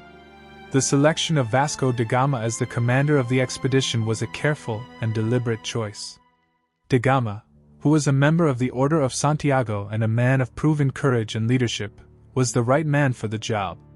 The fleet, which consisted of the São Gabriel, the São Rafael, the Berrio, and a supply ship, was built with the latest techniques and equipped with the best instruments and maps that the 15th century could provide. The crew, which included the most experienced pilots and sailors in Portugal, was carefully chosen and trained. The expedition, which was funded by the Order of Christ and blessed by the Pope, was the culmination of 80 years of preparation, a national project that was a testament to the Portuguese ambition and the Templar legacy. The voyage of Vasco da Gama to India in 1497-1499 was an epic of human endurance, navigational skill, and ruthless determination that changed the course of world history. The expedition, which departed from Lisbon on July 8, 1497, consisted of 4 ships: the flagship São Gabriel, commanded by Vasco da Gama himself; the São Rafael, commanded by his brother Paulo; the Berrio, commanded by Nicolau Coelho; and a supply ship, commanded by Goncalo Nunes. The fleet, which carried a crew of about 170 men, was equipped with the latest maps, instruments, and weapons, including the Almanac Perpetuum of Abraham Zacuto and a selection of the best portal-on charts. The route that da Gama followed, which took him far out into the South Atlantic, away from the African coast, was a deliberate and brilliant piece of navigation, designed to avoid the calms and the contrary winds of the Gulf of Guinea and to pick up the prevailing westerlies that would carry him around the Cape of Good Hope. The voyage was a testament to the Portuguese mastery of the winds and the currents of the Atlantic. The first leg of the voyage, from Lisbon to the Cape Verde Islands, was a routine and relatively short passage. From there, da Gama sailed southwest, into the open ocean, executing a wide, looping arc that took him almost to the coast of Brazil, though he did not sight the land. The fleet was out of sight of land for over 3 months, a terrifying experience for the crew, who were accustomed to the coastal navigation of the Mediterranean and the African coast. The supply ship, which was carrying the bulk of the provisions, was abandoned and burned off the coast of South Africa, its crew and its supplies distributed among the remaining 3 vessels. The fleet rounded the Cape of Good Hope on November 22, 1497, and sailed into the Indian Ocean, becoming the first European expedition to do so. The Pedro that da Gama erected at the Cape of Good Hope was the last of the great stone pillars, a symbol of the Portuguese claim to the sea route to India. The voyage up the east coast of Africa was a mixture of discovery, trade, and violence. Da Gama stopped at the ports of Mozambique, Mombasa, and Malindi, encountering the Arab and Swahili traders who controlled the commerce of the Indian Ocean. The Portuguese, who were suspicious of the Muslims and who were determined to assert their dominance, often resorted to force, bombarding the cities and seizing the ships that they encountered. Da Gama, who was a man of a fierce and unforgiving temperament, was not a diplomat. He was a crusader, a warrior who saw the Muslims as the enemies of Christ. The voyage, which was a commercial enterprise, was also a holy war, a continuation of the Templar crusade that was being waged on the oceans of the world. The crucial encounter of the voyage was the arrival in Malindi, where da Gama met with the Sultan of Malindi, a rival of the rulers of Mombasa, and was able to secure the services of a local pilot, a man named Ahmed ibn Majid, who was one of the most skilled navigators of the Indian Ocean. Ibn Majid, according to the Portuguese accounts, guided the fleet across the Arabian Sea to the coast of India, using his knowledge of the monsoon winds and the stars. The voyage from Malindi to Calicut, which took only 23 days, was a triumph of navigation, a testament to the skill of Ibn Majid and the Portuguese pilots. The fleet dropped anchor off the coast of Calicut on May 20, 1498, and Vasco da Gama, a Portuguese knight, became the first European to sail directly from Europe to India. The arrival of the Portuguese in Calicut was a moment of world-changing significance. The Zamarin, the Hindu ruler of Calicut, received the Portuguese with a mixture of curiosity and suspicion, and the trade negotiations that followed were fraught with misunderstandings and conflicts. Da Gama, who had little knowledge of the complex political and commercial world of the Indian Ocean, managed to alienate the Zamarin and to provoke the hostility of the powerful Arab merchants who controlled the spice trade. The goods that the Portuguese had brought, which included cloth, honey, and trinkets, were of little value in the sophisticated markets of India, and the Portuguese were unable to pay for the spices that they wanted. Da Gama, after a tense standoff, which included the seizure of hostages and a series of violent confrontations, finally sailed from Calicut in August 1498, carrying a small cargo of spices and a letter from the Zamarin to the King of Portugal. The return voyage, which was a nightmare of suffering and death, was a testament to the resilience and the determination of the Portuguese. The fleet, which had delayed its departure until the monsoon winds were unfavorable, was battered by storms and becalmed for weeks. The crew, who were suffering from scurvy, a disease caused by a lack of vitamin C, died in appalling numbers. Paulo da Gama, the commander's brother, died on the island of Terceira in the Azores, within sight of the homeland. Vasco da Gama, who was devastated by his brother's death, finally arrived in Lisbon in September 1499, nearly 2 years after his departure. He was received as a hero, a conqueror of the oceans, the man who had fulfilled the dream of Prince Henry and the mission of the Order of Christ. The spices that he had brought back, which were worth a fortune, were the proof of his success, a tangible reward for the sacrifices that had been made. The second voyage of Vasco da Gama to India in 1502, which was a punitive and military expedition, was a stark contrast to the exploratory nature of the first. Da Gama, who had returned to Portugal as a hero, was now an admiral, a man of immense power and prestige, and he was sent back to the Indian Ocean with a fleet of 20 warships, with orders to avenge the Portuguese who had been killed in the trading post at Calicut and to establish Portuguese naval supremacy by any means necessary. The second voyage, which was a brutal and bloody affair, was a demonstration of the power of the Portuguese fleet and the ruthlessness of its commander. Da Gama, who was now a hardened and vengeful man, bombarded Calicut, captured and burned Arab merchant ships, and committed a number of atrocities that shocked even his contemporaries. The cross of the Order of Christ, which flew on his ships, was the symbol of a crusade that had become a war of terror. The specific atrocities committed by Vasco da Gama on his second voyage are well documented.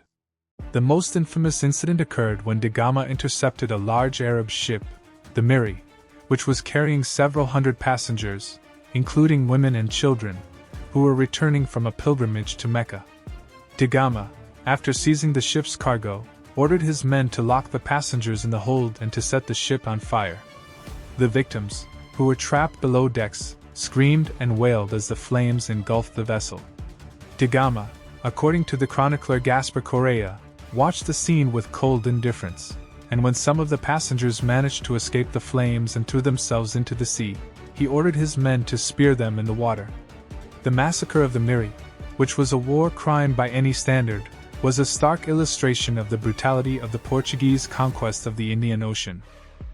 The other major figure of the Portuguese conquest in the east was Afonso de Albuquerque, who served as the governor of Portuguese India from 1509 to 1515. Albuquerque, who was a brilliant strategist, a courageous warrior, and a visionary administrator, was the man who transformed the Portuguese presence in the east from a network of trading posts into a territorial empire. He understood, as few of his contemporaries did, that the key to controlling the Indian Ocean trade was to control the strategic choke points, the narrow straits and the key ports through which all the commerce had to pass. His strategy, which he executed with relentless determination, was to capture the cities of Goa, Malacca, and Hormuz, and to establish a chain of fortresses that would dominate the sea lanes. Albuquerque, who was a devout knight of the Order of Christ, saw his conquests as a continuation of the crusade, a holy war against the Muslims that would restore the Christian control of the Holy Land. The capture of Goa in 1510 was a particularly significant event, a victory that was celebrated by the Order of Christ as a triumph of the cross. Goa, which was a prosperous and cosmopolitan city on the west coast of India, was the capital of the Muslim Bijapur Sultanate. Albuquerque, who attacked the city with a fleet of ships and a force of soldiers, captured it after a fierce battle, and he made it the headquarters of the Portuguese administration. The city, which became known as Goa Dourada, Golden Goa, was a symbol of the wealth and the power of the Portuguese Empire. The Order of Christ, which was the spiritual authority in Goa, built churches, monasteries, and hospitals, and it worked to convert the local population to the Christian faith. The cross of the order, which was carved on the walls of the churches and the fortresses, was a constant reminder of the sacred nature of the Portuguese enterprise. The capture of Malacca in 1511 was the strategic masterstroke of Albuquerque's career. Malacca, which was a thriving Muslim sultanate on the Malay Peninsula, was the gateway to the Spice Islands, the source of the cloves, nutmeg, and mace that were the most valuable commodities in the world. Albuquerque, who led an expedition of 15 ships and over 1,000 men, captured the city after a prolonged and bloody siege, and he built the fortress of Formosa to defend the Portuguese position. The conquest of Malacca gave the Portuguese control over the spice trade, enabling them to bypass the Arab and Venetian middlemen and to bring the spices directly to Lisbon. The Order of Christ, which had funded the expedition, was the primary beneficiary of the conquest, and its cross flew over the most strategic port in the east. The administration of the Portuguese Empire in the east, which was based in Goa, was a complex and often corrupt affair. The Portuguese, who were vastly outnumbered by the local populations, relied on a combination of military force, diplomatic alliances, and commercial incentives to maintain their dominance. The viceroys and the governors, who were appointed by the king, were often more interested in enriching themselves than in serving the crown, and the empire was plagued by factionalism, inefficiency, and abuse of power. The Order of Christ, which was a privileged institution with its own network of commanderies and its own sources of income, was not immune to these problems. The knights, who were supposed to be the guardians of the faith and the servants of the crown, often became entangled in the rivalries and the scandals of the colonial administration. The cross of the order, which was the symbol of the sacred mission, was also a symbol of the corruption and the greed that were the dark side of the Portuguese Empire. The cartographic revolution that was sponsored and directed by the Order of Christ and the Portuguese crown was one of the most significant intellectual achievements of the Age of Discovery. The maps that were produced by the Portuguese cartographers, such as the famous Cantino Planisphere of 1502 and the Miller Atlas of 1519, were the most accurate and detailed representations of the world that had ever been created, and they were the result of a systematic campaign of exploration and documentation that had been ongoing for over a century. The maps, which were drawn on parchment and decorated with elaborate compass roses, sea monsters, and illustrations of the newly discovered lands, were works of art as well as instruments of navigation. They were also closely guarded state secrets, kept under lock and key in the royal palace and the headquarters of the Order of Christ, and their unauthorized dissemination was a crime punishable by death. The specific maps that were produced by the Portuguese cartographers, such as the Pedro Real, the master map that was kept in the Casa de India in Lisbon, were the ultimate authority for the Portuguese navigators. The Pedro Real, which was updated continuously with the latest information from the returning expeditions, was a living document, a constantly evolving representation of the known world. The map, which was the size of a large table, showed the coastlines of Africa, Asia, and the Americas with astonishing accuracy, as well as the islands of the Atlantic and the Indian Oceans. The map was a symbol of the Portuguese knowledge and power, a declaration to the world that the Portuguese were the masters of the global geography. The cross of the Order of Christ, which was emblazoned on the map, was a sign of the sacred nature of the cartographic enterprise. The theft of the Portuguese maps by foreign spies was a constant threat, and the Cantino planisphere is the most famous example of this espionage. Alberto Cantino, an Italian diplomat who was working for the Duke of Ferrara, smuggled the map out of Lisbon in 1502, bribing a Portuguese cartographer to make a copy of the Pedro Real. The map, which is a beautiful and highly detailed representation of the world, shows the coasts of Africa, India, and Brazil with remarkable precision, and it caused a sensation when it arrived in Italy. The Cantino planisphere, which is preserved in the Biblioteca Estense in Medina, is a priceless historical document, but it is also a reminder of the lengths to which the rivals of Portugal would go to steal the secrets of the Order of Christ. The development of the Portuguese cartography was not just a matter of copying and updating, it was a creative and innovative process that pushed the boundaries of the known world. The Portuguese cartographers, who were often trained in the workshops of the Order of Christ, developed new techniques for representing the globe, such as the use of multiple scales and the inclusion of navigational information. The charts, which were designed to be used at sea, were practical and functional, with a network of compass roses and rum lines that enabled the navigator to plot his course. The maps were also beautiful, with elaborate decorations that reflected the pride and the ambition of the Portuguese Empire. The cross of the Order of Christ, which was often the central motif of the decoration, was a reminder of the sacred mission that was the foundation of the exploration. The legacy of the Portuguese cartography is a global one. The maps that were produced by the Portuguese cartographers, which are now scattered in libraries and archives around the world, are a record of the age of discovery, a record of the courage, the skill, and the ambition of the men who sailed the unknown oceans. The names that the Portuguese gave to the lands they discovered, Brazil, the Cape of Good Hope, the Spice Islands, Formosa, are the permanent memorials of their voyages, inscribed on the map of the world. The cross of the Order of Christ, which is emblazoned on these maps, is a symbol of their sacred mission, a mission that was the direct descendant of the Templar quest for the hidden treasures of the Temple of Solomon.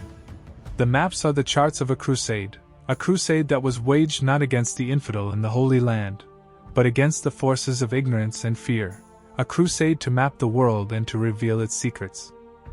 The colonization of Brazil, which began with the accidental landfall of Pedro Álvares Cabral in 1500, was a process that would ultimately create one of the largest and most populous nations in the world, a nation that is a living testament to the Portuguese enterprise and the Templar legacy. Cabral, who was a Knight of the Order of Christ, was the commander of the Second Portuguese fleet to sail to India, a massive expedition of 13 ships that departed from Lisbon on March 9, 1500. The route that Cabral followed, which took him far to the west in the South Atlantic, was designed to avoid the calms and the contrary winds of the African coast, but it also had the effect, whether intentional or accidental, of bringing him to the coast of South America. On April 22, 1500, the lookout sighted a mountain, which Cabral named Monte Pascoal, and the fleet anchored off the coast of what is now the state of Bahia. The first contact between the Portuguese and the indigenous people of Brazil, the Tupiniquim, was a peaceful and curious encounter. The natives, who were a semi-sedentary people who practiced agriculture and lived in large, fortified villages, approached the Portuguese ships with a mixture of curiosity and hospitality. The Portuguese, who were armed and suspicious, were cautious, but the two sides managed to communicate through gestures and the exchange of gifts. The Franciscan friar Henrique de Coimbra, who was the chaplain of the expedition, celebrated the first Mass on the beach on April 26, 1500, a ceremony that was attended by the Portuguese crew and a group of the Tupiniquim. The cross of the Order of Christ, which was raised on the shore, was the first Christian symbol to be planted in the New World. The initial Portuguese reaction to the discovery of Brazil was one of relatively mild interest. The land, which was initially named the Island of the True Cross, and later the Land of the Holy Cross, did not seem to offer the immediate riches of the spice trade, and the Portuguese crown, which was preoccupied with the East, paid it relatively little attention. The first economic activity in Brazil was the extraction of Brazilwood, a tree that produced a valuable red dye, which gave the country its name. The Portuguese established a series of coastal trading posts, known as feitorias, where they exchanged European goods for the Brazilwood, which was harvested by the indigenous people. The feitorias, which were often fortified and staffed by a small number of Portuguese, were the first permanent European settlements in Brazil. The colonization of Brazil began in earnest in the 1530s, when the Portuguese crown, alarmed by the incursions of French and other European interlopers, decided to establish a more permanent presence. The coastal region was divided into 15 hereditary captaincies, vast strips of land that were granted to donatarios, who were responsible for the colonization, the defense, and the administration of their territories. The donatarios, who were often members of the Order of Christ, were given extensive powers, including the right to collect taxes, to administer justice, and to grant land to settlers. The captaincy system, which was modeled on the feudal system of medieval Europe, was a bold but ultimately unsuccessful experiment. Many of the captaincies failed, due to the hostility of the indigenous people, the lack of resources, and the incompetence of the donatarios. The captaincies of Pernambuco and São Vicente, which were successful in establishing sugar plantations, were the exceptions that proved the rule. The establishment of the central colonial government in 1549, with the founding of the city of Salvador by Tomé de Souza, the first governor-general of Brazil, marked a new phase in the colonization. The Portuguese crown, which had learned the lessons of the captaincy system, took direct control of the colony, sending a governor, a bureaucracy, and a garrison of soldiers.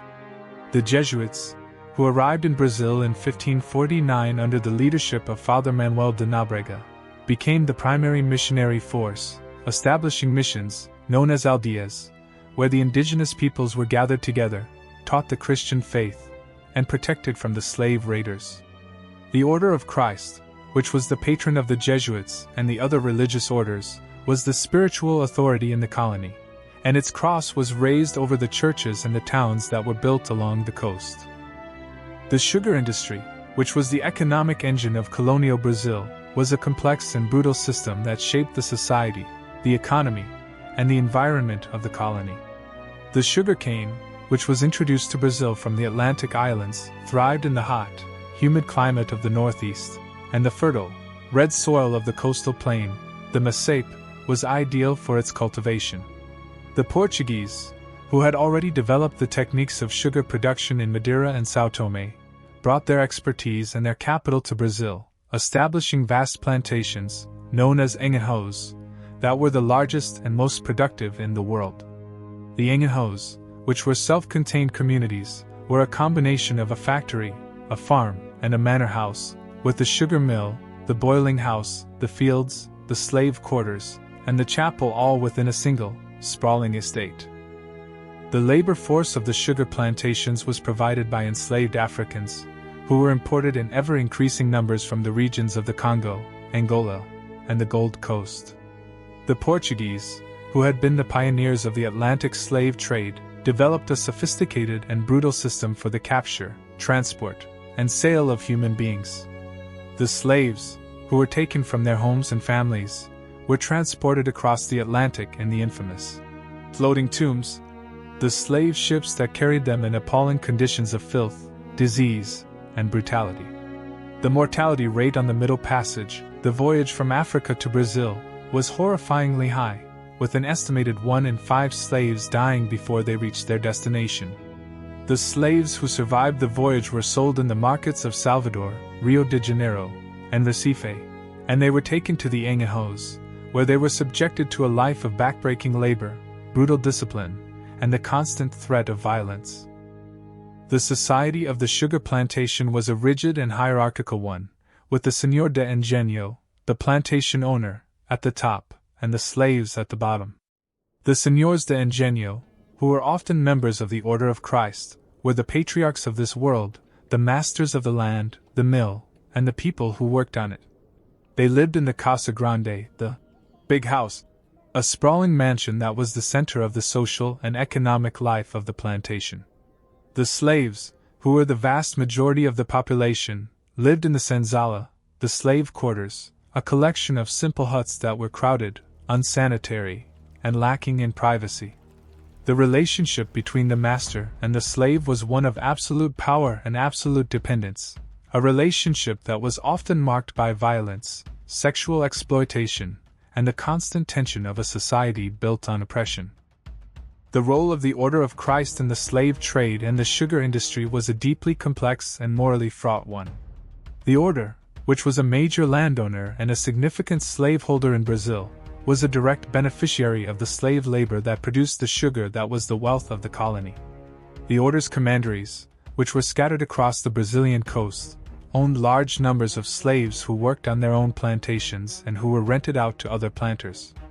The Order's priests, who were responsible for the spiritual welfare of the slaves, baptized them, taught them the rudiments of the Christian faith, and sometimes advocated for their humane treatment. But the Order also supported the institution of slavery, and it did not challenge the fundamental injustice of the system. The cross of the Order, which was raised over the engejos and the slave ships, was a symbol of the profound moral contradictions of the Portuguese Empire. The resistance of the slaves to their enslavement was a constant and courageous feature of the colonial period. The slaves, who had been torn from their homes and their cultures, found ways to resist their masters through sabotage, work slowdowns, and outright rebellion. The quilombos, the communities of runaway slaves that were established in the remote interior of Brazil, were a symbol of the slaves' refusal to accept their bondage.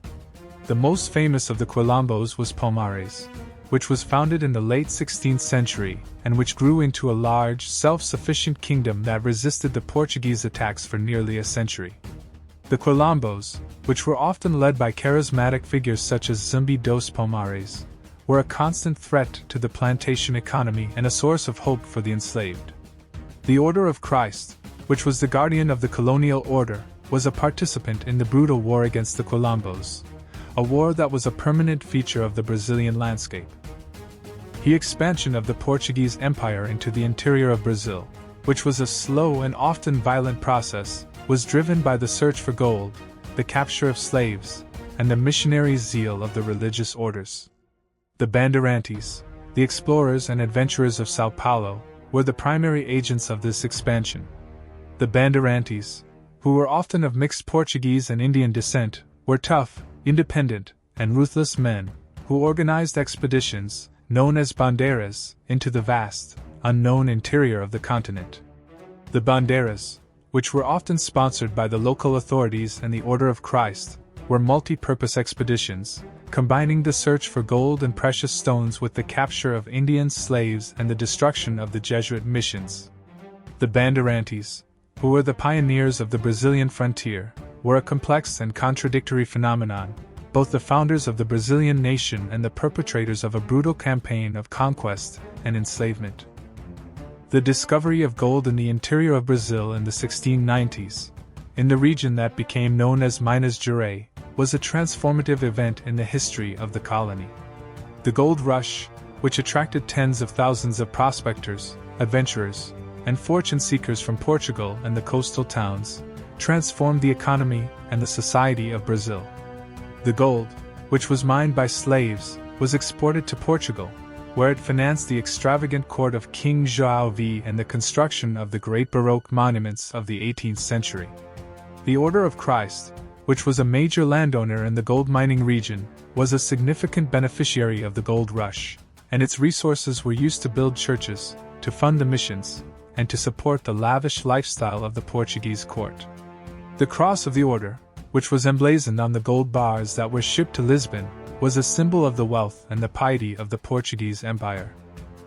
The missionary expansion of the Order of Christ into the interior of Brazil, which was led by the Jesuits and the other religious orders, was a parallel process to the Bandeirante expansion, and the two were often in direct conflict.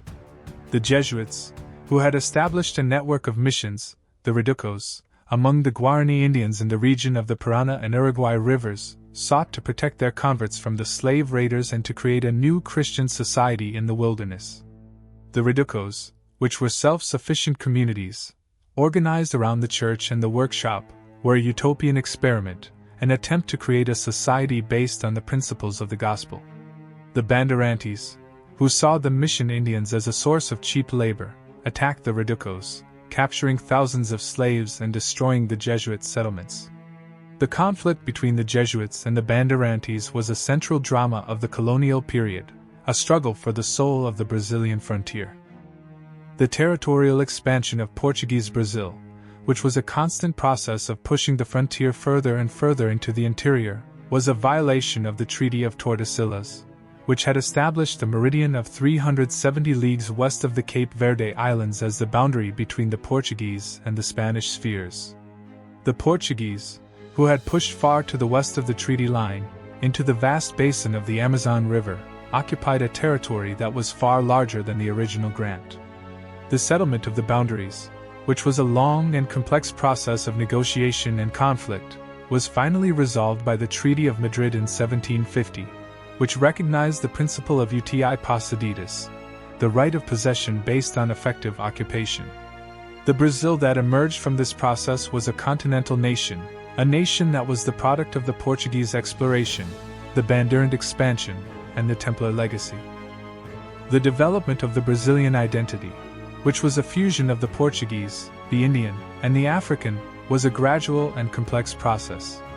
The Portuguese language, which was the language of the colonizer, became the language of the colony, absorbing words and expressions from the Tupi-Guarani languages and the African dialects. The Catholic faith, which was the faith of the Portuguese, was adopted by the indigenous peoples and the African slaves, often in a syncretic form that blended the Christian saints with the African orixas and the Indian spirits. The cross of the Order of Christ, which was the symbol of the Portuguese power, was gradually transformed into a symbol of the Brazilian identity, a symbol that is still displayed on the flag of Brazil and on the coats of arms of many of its states. The spirit of the Templars, which was the source of the Portuguese enterprise, is a permanent part of the Brazilian soul. The decline of the Portuguese Empire in the East, which began in the late 16th century and continued through the 17th and 18th centuries, was the result of a combination of internal weaknesses and external challenges. The Portuguese, who had been the pioneers of the European expansion, were a small nation with limited resources, and they were increasingly unable to compete with the rising maritime powers of the Dutch and the English. The Dutch, who were the masters of the global carrying trade, had larger, faster, and better armed ships, and they were able to challenge the Portuguese monopoly on the spice trade. The English, who were the rising power of the Atlantic, were the ultimate successors to the Portuguese Empire in the East. The Order of Christ, which had been the driving force of the Portuguese expansion, was increasingly marginalized as the state took direct control of the imperial enterprise. The Dutch attacks on the Portuguese Empire in the East, which began in the 1590s and intensified in the early 17th century, were a systematic and highly effective campaign of economic warfare. The Dutch East India Company, the VOC, which was founded in 1602, was a powerful and well-organized commercial enterprise that was dedicated to breaking the Portuguese monopoly on the spice trade. The Dutch captured the Spice Islands, the source of the cloves, nutmeg, and mace, and they established their own trading empire, centered on the city of Batavia, in present-day Indonesia.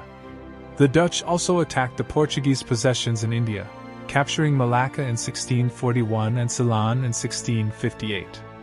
The Portuguese, who were weakened by internal divisions and the lack of resources, were gradually driven out of their most valuable territories in the east. The Dutch invasion of Brazil, which occurred between 1630 and 1654, was a major challenge to the Portuguese Empire in the Americas. The Dutch West India Company, which was the Atlantic counterpart of the VOC, captured the city of Recife and the surrounding sugar-producing region of Pernambuco in 1630, and they held the territory for nearly a quarter of a century. The Dutch, who were led by the able governor, John Maurice of Nassau, established a thriving and cosmopolitan colony, which attracted artists, scientists, and merchants from across Europe. The Portuguese, who were determined to regain their lost territory, fought a long and bitter war against the Dutch, a war that was known as the Insurreição Pernambucana. The Portuguese, who were aided by the local population, including the planters, the Indians, and the African slaves, finally expelled the Dutch in 1654, a victory that was celebrated by the Order of Christ as a triumph of the cross. The rise of the English power in India, which was a gradual process that culminated in the 18th century, was the final chapter in the decline of the Portuguese Empire in the East. The English East India Company, which was founded in 1600, had established a series of trading posts along the Indian coast, including Surat, Madras, and Bombay. The English, who were the rivals of the Portuguese and the Dutch, were able to exploit the internal divisions of the Mughal Empire to expand their influence and their territory. The Battle of Plassey in 1757, which was a decisive English victory over the Nawab of Bengal, was the beginning of the British Raj, the British rule of India that would last for nearly 2 centuries. The Portuguese, who had been the first Europeans to establish a presence in India, were now relegated to the status of a minor power, holding only a few enclaves, including Goa, Damau, and Dio. The surviving Portuguese possessions in the East, which were held until the mid-20th century, were a remnant of the once vast empire that had been founded by Vasco da Gama and Afonso de Albuquerque. Goa, which was the capital of the Portuguese East, was a vibrant and cosmopolitan city, a fusion of the Portuguese and the Indian cultures. The churches and the cathedrals of Goa, which were built in the Portuguese Baroque style, were the symbols of the Portuguese presence and the Catholic faith. The Order of Christ, which was still a presence in Goa, was a reminder of the sacred mission that was the foundation of the Portuguese Empire. The final loss of Goa, which was invaded and annexed by India in 1961, was the end of an era, a poignant and symbolic conclusion to the Templar legacy in the East. The legacy of the Portuguese Empire in the East is a complex and enduring one. The Portuguese language, which is still spoken in Goa and in other former Portuguese territories, is a living legacy of the colonial past. The Catholic faith, which was introduced by the missionaries, is still the dominant religion in many parts of the former Portuguese Empire. The cuisine, the music, and the architecture of the Portuguese East are a blend of the European and the Asian, a fusion that has produced a unique and vibrant culture. The cross of the Order of Christ, which is still displayed on the churches and the public buildings, is a symbol of this cultural heritage, a heritage that is both a source of pride and a reminder of the colonial past. The spirit of the Templars, which was the source of the Portuguese enterprise, is a permanent part of the history of the Indian Ocean. The artistic and architectural legacy of the Order of Christ in Portugal and its former colonies is a treasure of global significance, a collection of buildings and artworks that are the physical manifestation of the Templar spirit. The Manueline style, which we have discussed, is the most distinctive and the most celebrated of these architectural legacies, but it is not the only one.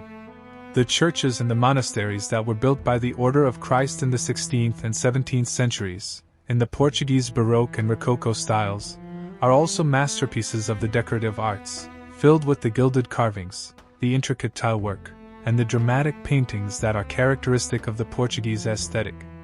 The cross of the Order, which is a constant presence in these buildings, is a unifying motif, a reminder of the sacred mission that inspired their creation. The convent of the Order of Christ in Tomar, which is the mother house of the Order, is a vast complex of buildings that spans several centuries, from the original Templar castle of the 12th century to the Renaissance cloister of the 16th century. The convent, which is a UNESCO World Heritage Site, is a living museum of the Portuguese history, a place where the visitor can walk through the centuries and experience the evolution of the Templar legacy. The charola, which is the oldest part of the convent, is a time capsule of the Crusader era, a place that has remained virtually unchanged since the 12th century. The Janela do Capitulo, which we have already described, is the iconic symbol of the Manueline style, a window that is a sermon in stone. The churches of the Order of Christ in the Portuguese colonies, from the São Francisco in Salvador to the Sé in Goa, are the monuments of the global Portuguese Empire. The churches, which were built with the wealth of the spice trade and the slave trade, are magnificent structures, with their soaring naves, their gilded altars, and their intricate azulejos, the blue and white tiles that are the hallmark of the Portuguese art. The azulejos, which cover the walls of the churches, are a visual narrative of the Portuguese history, a narrative that is written in blue and white. The tiles, which are often decorated with the cross of the Order of Christ, the armillary sphere, and the other symbols of the Portuguese Empire, tell the story of the exploration, the conquest, and the faith that were the foundations of the Portuguese enterprise. The azulejos are the voice of the Templar legacy, a voice that speaks of the glory and the tragedy of the Portuguese Empire. The paintings, the sculptures, and the illuminated manuscripts that were commissioned by the Order of Christ are a treasure trove of the Portuguese art, a record of the spiritual and the cultural life of the empire. The National Museum of Ancient Art in Lisbon, which houses the paintings of Nuno Goncalves, the great Portuguese master of the 15th century, is a place where the visitor can see the faces of the men who built the empire, the knights, the navigators, and the monks who carried the cross of the order to the ends of the earth. The art of the Order of Christ is a window into the soul of the Portuguese nation, a nation that was forged in the fires of the crusades and tempered by the winds of the ocean. The cross of the order, which is the central motif of this art, is a symbol of the identity and the destiny of the Portuguese people. The preservation and the restoration of the architectural and artistic legacy of the Order of Christ is an ongoing and vital task. The monuments, which are often in a fragile state, require constant care and attention to protect them from the ravages of time, the weather, and the pollution. The Portuguese government, the Catholic Church, and the international community, including UNESCO, are committed to the preservation of this unique heritage, a heritage that belongs not just to Portugal, but to the whole of humanity. The cross of the Order of Christ, which is carved on the stones of the monuments, is a reminder of the sacred trust that has been passed down to us, a trust to protect and to preserve the legacy of the Templars for future generations. The specific role of the Order of Christ in the administration and the defense of the Portuguese colonies was a central and indispensable one, a role that has often been overlooked by historians who have focused on the secular aspects of the imperial enterprise. The Order, which was a sovereign entity answerable only to the Pope and the Grand Master, was a parallel structure of power that existed alongside the royal bureaucracy and the colonial governments. The Knights of the Order, who were the officers and the administrators of the empire, were bound by their vows to serve the order and the faith, and they often found themselves in a complex and sometimes conflicting position, caught between their loyalty to the Grand Master and their obligations to the king. The cross of the order, which was the emblem of their authority, was a symbol of a dual allegiance, an allegiance to both the secular and the sacred. The role of the Order of Christ in the defense of the Portuguese colonies was a vital part of its mission, a continuation of the Templar tradition of the warrior monk. The knights, who were trained in the arts of war, were the officers and the soldiers who garrisoned the fortresses and the trading posts of the empire. The Order's commanderies, which were often fortified, were the strong points of the colonial defense, and the knights were responsible for the training of the local militias and the defense of the settlements against the attacks of the native insurgents, the European rivals, and the pirates who preyed on the Portuguese shipping. The Order's ships, which were emblazoned with the Red Cross, were a familiar sight in the waters of the empire, and they were engaged in constant patrol and combat against the enemies of the Portuguese crown. The spirit of the Templars, who had been the defenders of the Holy Land, was alive and well in the colonial garrisons of the Order of Christ. The specific battles and sieges in which the Knights of the Order of Christ fought are a long and glorious, if often bloody, history. The defense of Dio, a Portuguese fortress on the coast of India, against the combined forces of the Sultan of Gujarat and the Ottoman Turks in 1538 and 1546, was one of the epic sieges of the 16th century, a battle that was celebrated throughout Christendom as a victory of the cross over the crescent. The Knights of the Order, who were the backbone of the garrison, fought with a courage and a ferocity that were reminiscent of the Templar defenders of the Holy Land. The defense of Malacca against the Dutch in the 1640s, and the defense of Salvador against the Dutch in the 1620s, were other examples of the Order's military role. The Knights of the Order of Christ were the warriors of the Portuguese Empire, the men who fought and died for the faith and the crown. The social role of the Order of Christ in the Portuguese colonies was a complex and multifaceted one. The order, which was a charitable institution, was responsible for the care of the sick, the poor, and the orphans. The order's hospitals, which were established in the major cities of the empire, were the primary providers of medical care for the Portuguese settlers and the indigenous populations. The order's almshouses, which were attached to the commanderies, were the refuges for the destitute and the elderly. The order's schools, which were often the only educational institutions in the colonies, provided a basic education for the sons of the Portuguese elite and for the indigenous converts. The cross of the order, which was the symbol of the Christian charity, was a sign of the social mission of the Church, a mission that was a vital part of the Portuguese enterprise. The legacy of the Order of Christ in the former Portuguese colonies is a living and complex reality. The churches and the fortresses that were built by the order are still standing, a testament to the Portuguese presence and the Templar legacy. The Portuguese language, which was spread by the missionaries and the administrators of the order, is the official language of the Lusophone nations, a bond that unites a global community of over 200 million people. The Catholic faith, which was introduced by the priests of the order, is the dominant religion in the former Portuguese colonies, a faith that has been adapted and transformed by the local cultures. The cross of the Order of Christ, which is still displayed on the flags and the coats of arms of the Portuguese-speaking nations, is a symbol of a shared history and a common heritage. The philosophical and spiritual significance of the Portuguese Age of Discovery, which was the fulfillment of the Templar mission, is a subject that has been contemplated by thinkers and mystics for centuries. The voyages, which opened up the world and revealed the diversity of the human family, challenged the medieval worldview and laid the foundations for the modern understanding of the globe and its peoples. The Portuguese, who were the first to sail across the vast expanses of the Atlantic and the Indian Oceans, were the pioneers of a new consciousness, a global consciousness that recognized the unity and the diversity of the human race. The Order of Christ, which was the spiritual engine of the exploration, was the vessel of this new consciousness, a consciousness that was both profoundly Christian and deeply curious about the world that God had created. The encounter with the peoples of the newly discovered lands, who had never heard of Christ or the Bible, raised profound theological questions for the Portuguese and for the Catholic Church.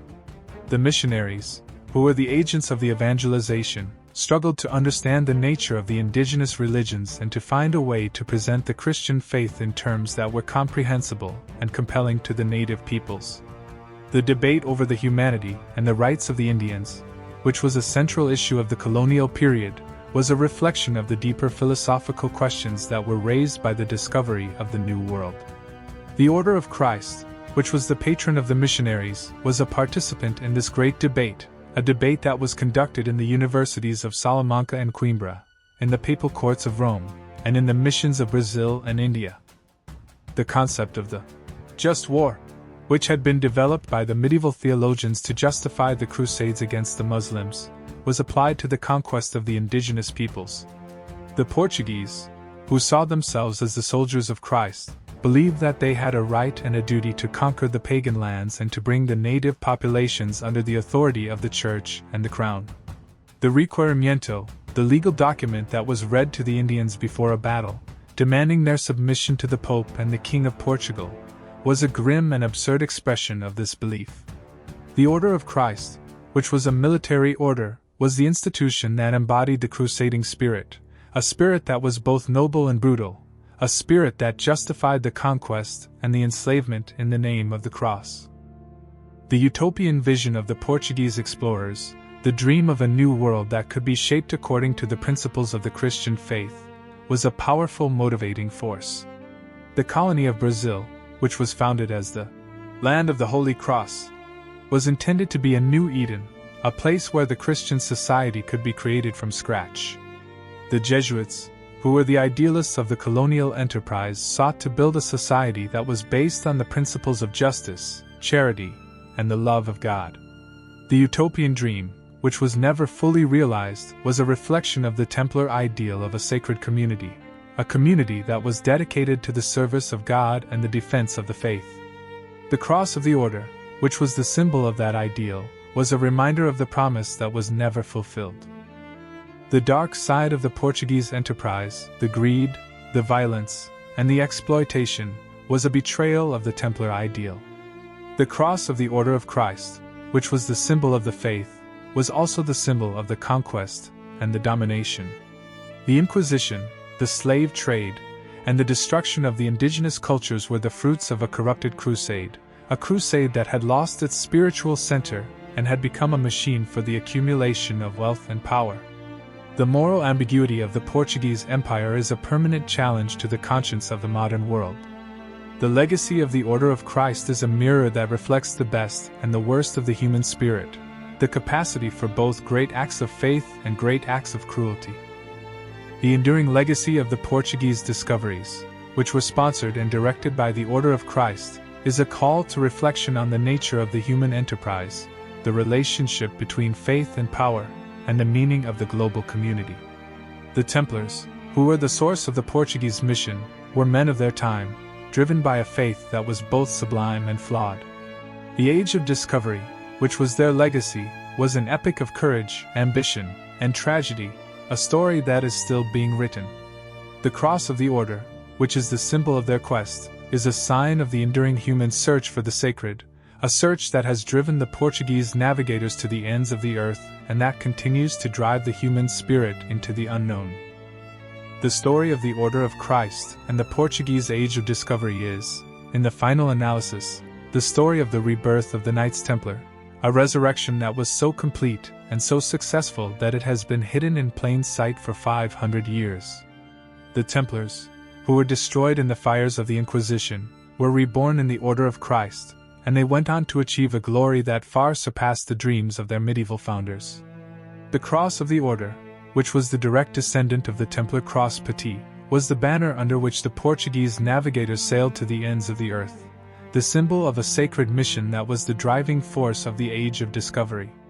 The treasure of the Templars, which was the foundation of the Order's wealth, was the capital that financed the exploration of the African coast, the discovery of the sea route to India, and the colonization of Brazil.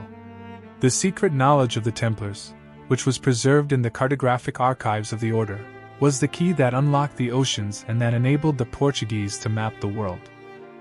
The global empire that the Portuguese built, which stretched from the Atlantic islands to the Moluccas, from the Amazon to the Zambezi, was a Templar empire, an empire that was founded on the principles of the Crusade and the ideals of the chivalric order. The Portuguese language, which was spread by the missionaries and the administrators of the Order, is the language of a global diaspora, a diaspora that is bound together by a shared history and a common heritage. The Catholic faith, which was introduced by the priests of the Order, is the faith of millions of people across the world, a faith that has been adapted and transformed by the local cultures. The cross of the Order of Christ, which is still displayed on the flag of Portugal and on the coats of arms of its former colonies, is the symbol of this global legacy, a legacy that is both a source of pride and a reminder of the colonial past. The modern revival of interest in the Knights Templar, which has been fueled by the popular culture of books, films, and video games, has brought the Portuguese Templar connection to a global audience. The Castle of Tomar, which is a UNESCO World Heritage Site, is now a major tourist destination, attracting visitors from around the world who are eager to see the place where the Templars were reborn. The Charla, with its soaring dome and its ancient paintings, is a place of profound spiritual power, a space that invites the visitor to contemplate the mysteries of faith and history. The Janela do Capitulo, with its exuberant carving, is a celebration of the human capacity for creativity and exploration. The Templar legacy, which was once a secret known only to a few, is now a public treasure, a story that is being told and retold in the global media. The enduring mystery of the Order of Christ, which was the vessel of the Templar rebirth, is a reminder that the truth of history is often stranger and more wonderful than the legends. The Templars, who were destroyed by the greed of a French king, were resurrected in Portugal, and they went on to conquer the world, not with swords and lances, but with ships and maps and the indomitable spirit of the Crusaders. The red cross on the sails of the Portuguese caravels was the symbol of that resurrection, a sign that the spirit of the temple could not be extinguished by the fires of the Inquisition. The Order of Christ, which was the vehicle of that resurrection, is the living proof that the Templars never died. They simply adapted, evolved, and sailed to the ends of the earth. I want to thank you for joining me on this epic journey through the history of the Order of Christ and the Portuguese Age of Discovery. We have traveled together from the persecution of the Templars in the 14th century to the conquest of the oceans in the 15th and 16th centuries, from the diplomatic genius of King Dinis to the visionary leadership of Prince Henry the Navigator, from the secret archives of the Castle of Tomar to the vast, uncharted oceans of the world. The story of the Templar rebirth is a story of survival, adaptation, and triumph, a story that is a permanent part of the human heritage. The cross of the Order of Christ, which is the symbol of that story, is a sign of the enduring power of the human spirit to overcome persecution and to achieve greatness. Before we part, I have a small but vital request. If this deep dive into the Portuguese Templar connection has ignited your curiosity, please leave a like right now. It helps this video reach more history lovers, and we are marching toward our goal of 1,000 likes. Take a moment to subscribe to the channel and ring the notification bell, so you never miss a new episode when we uncover another hidden chapter of our shared past. Your comments are the compass that guides our future explorations, so write down your theory below. Do you believe the Templar treasure financed the Age of Discovery? Where do you think the secrets of the Order of Christ are hidden today? Share this video with a friend who loves historical mysteries. Let's grow this community of seekers together. I hope you enjoyed this content, and I'll see you in the next video.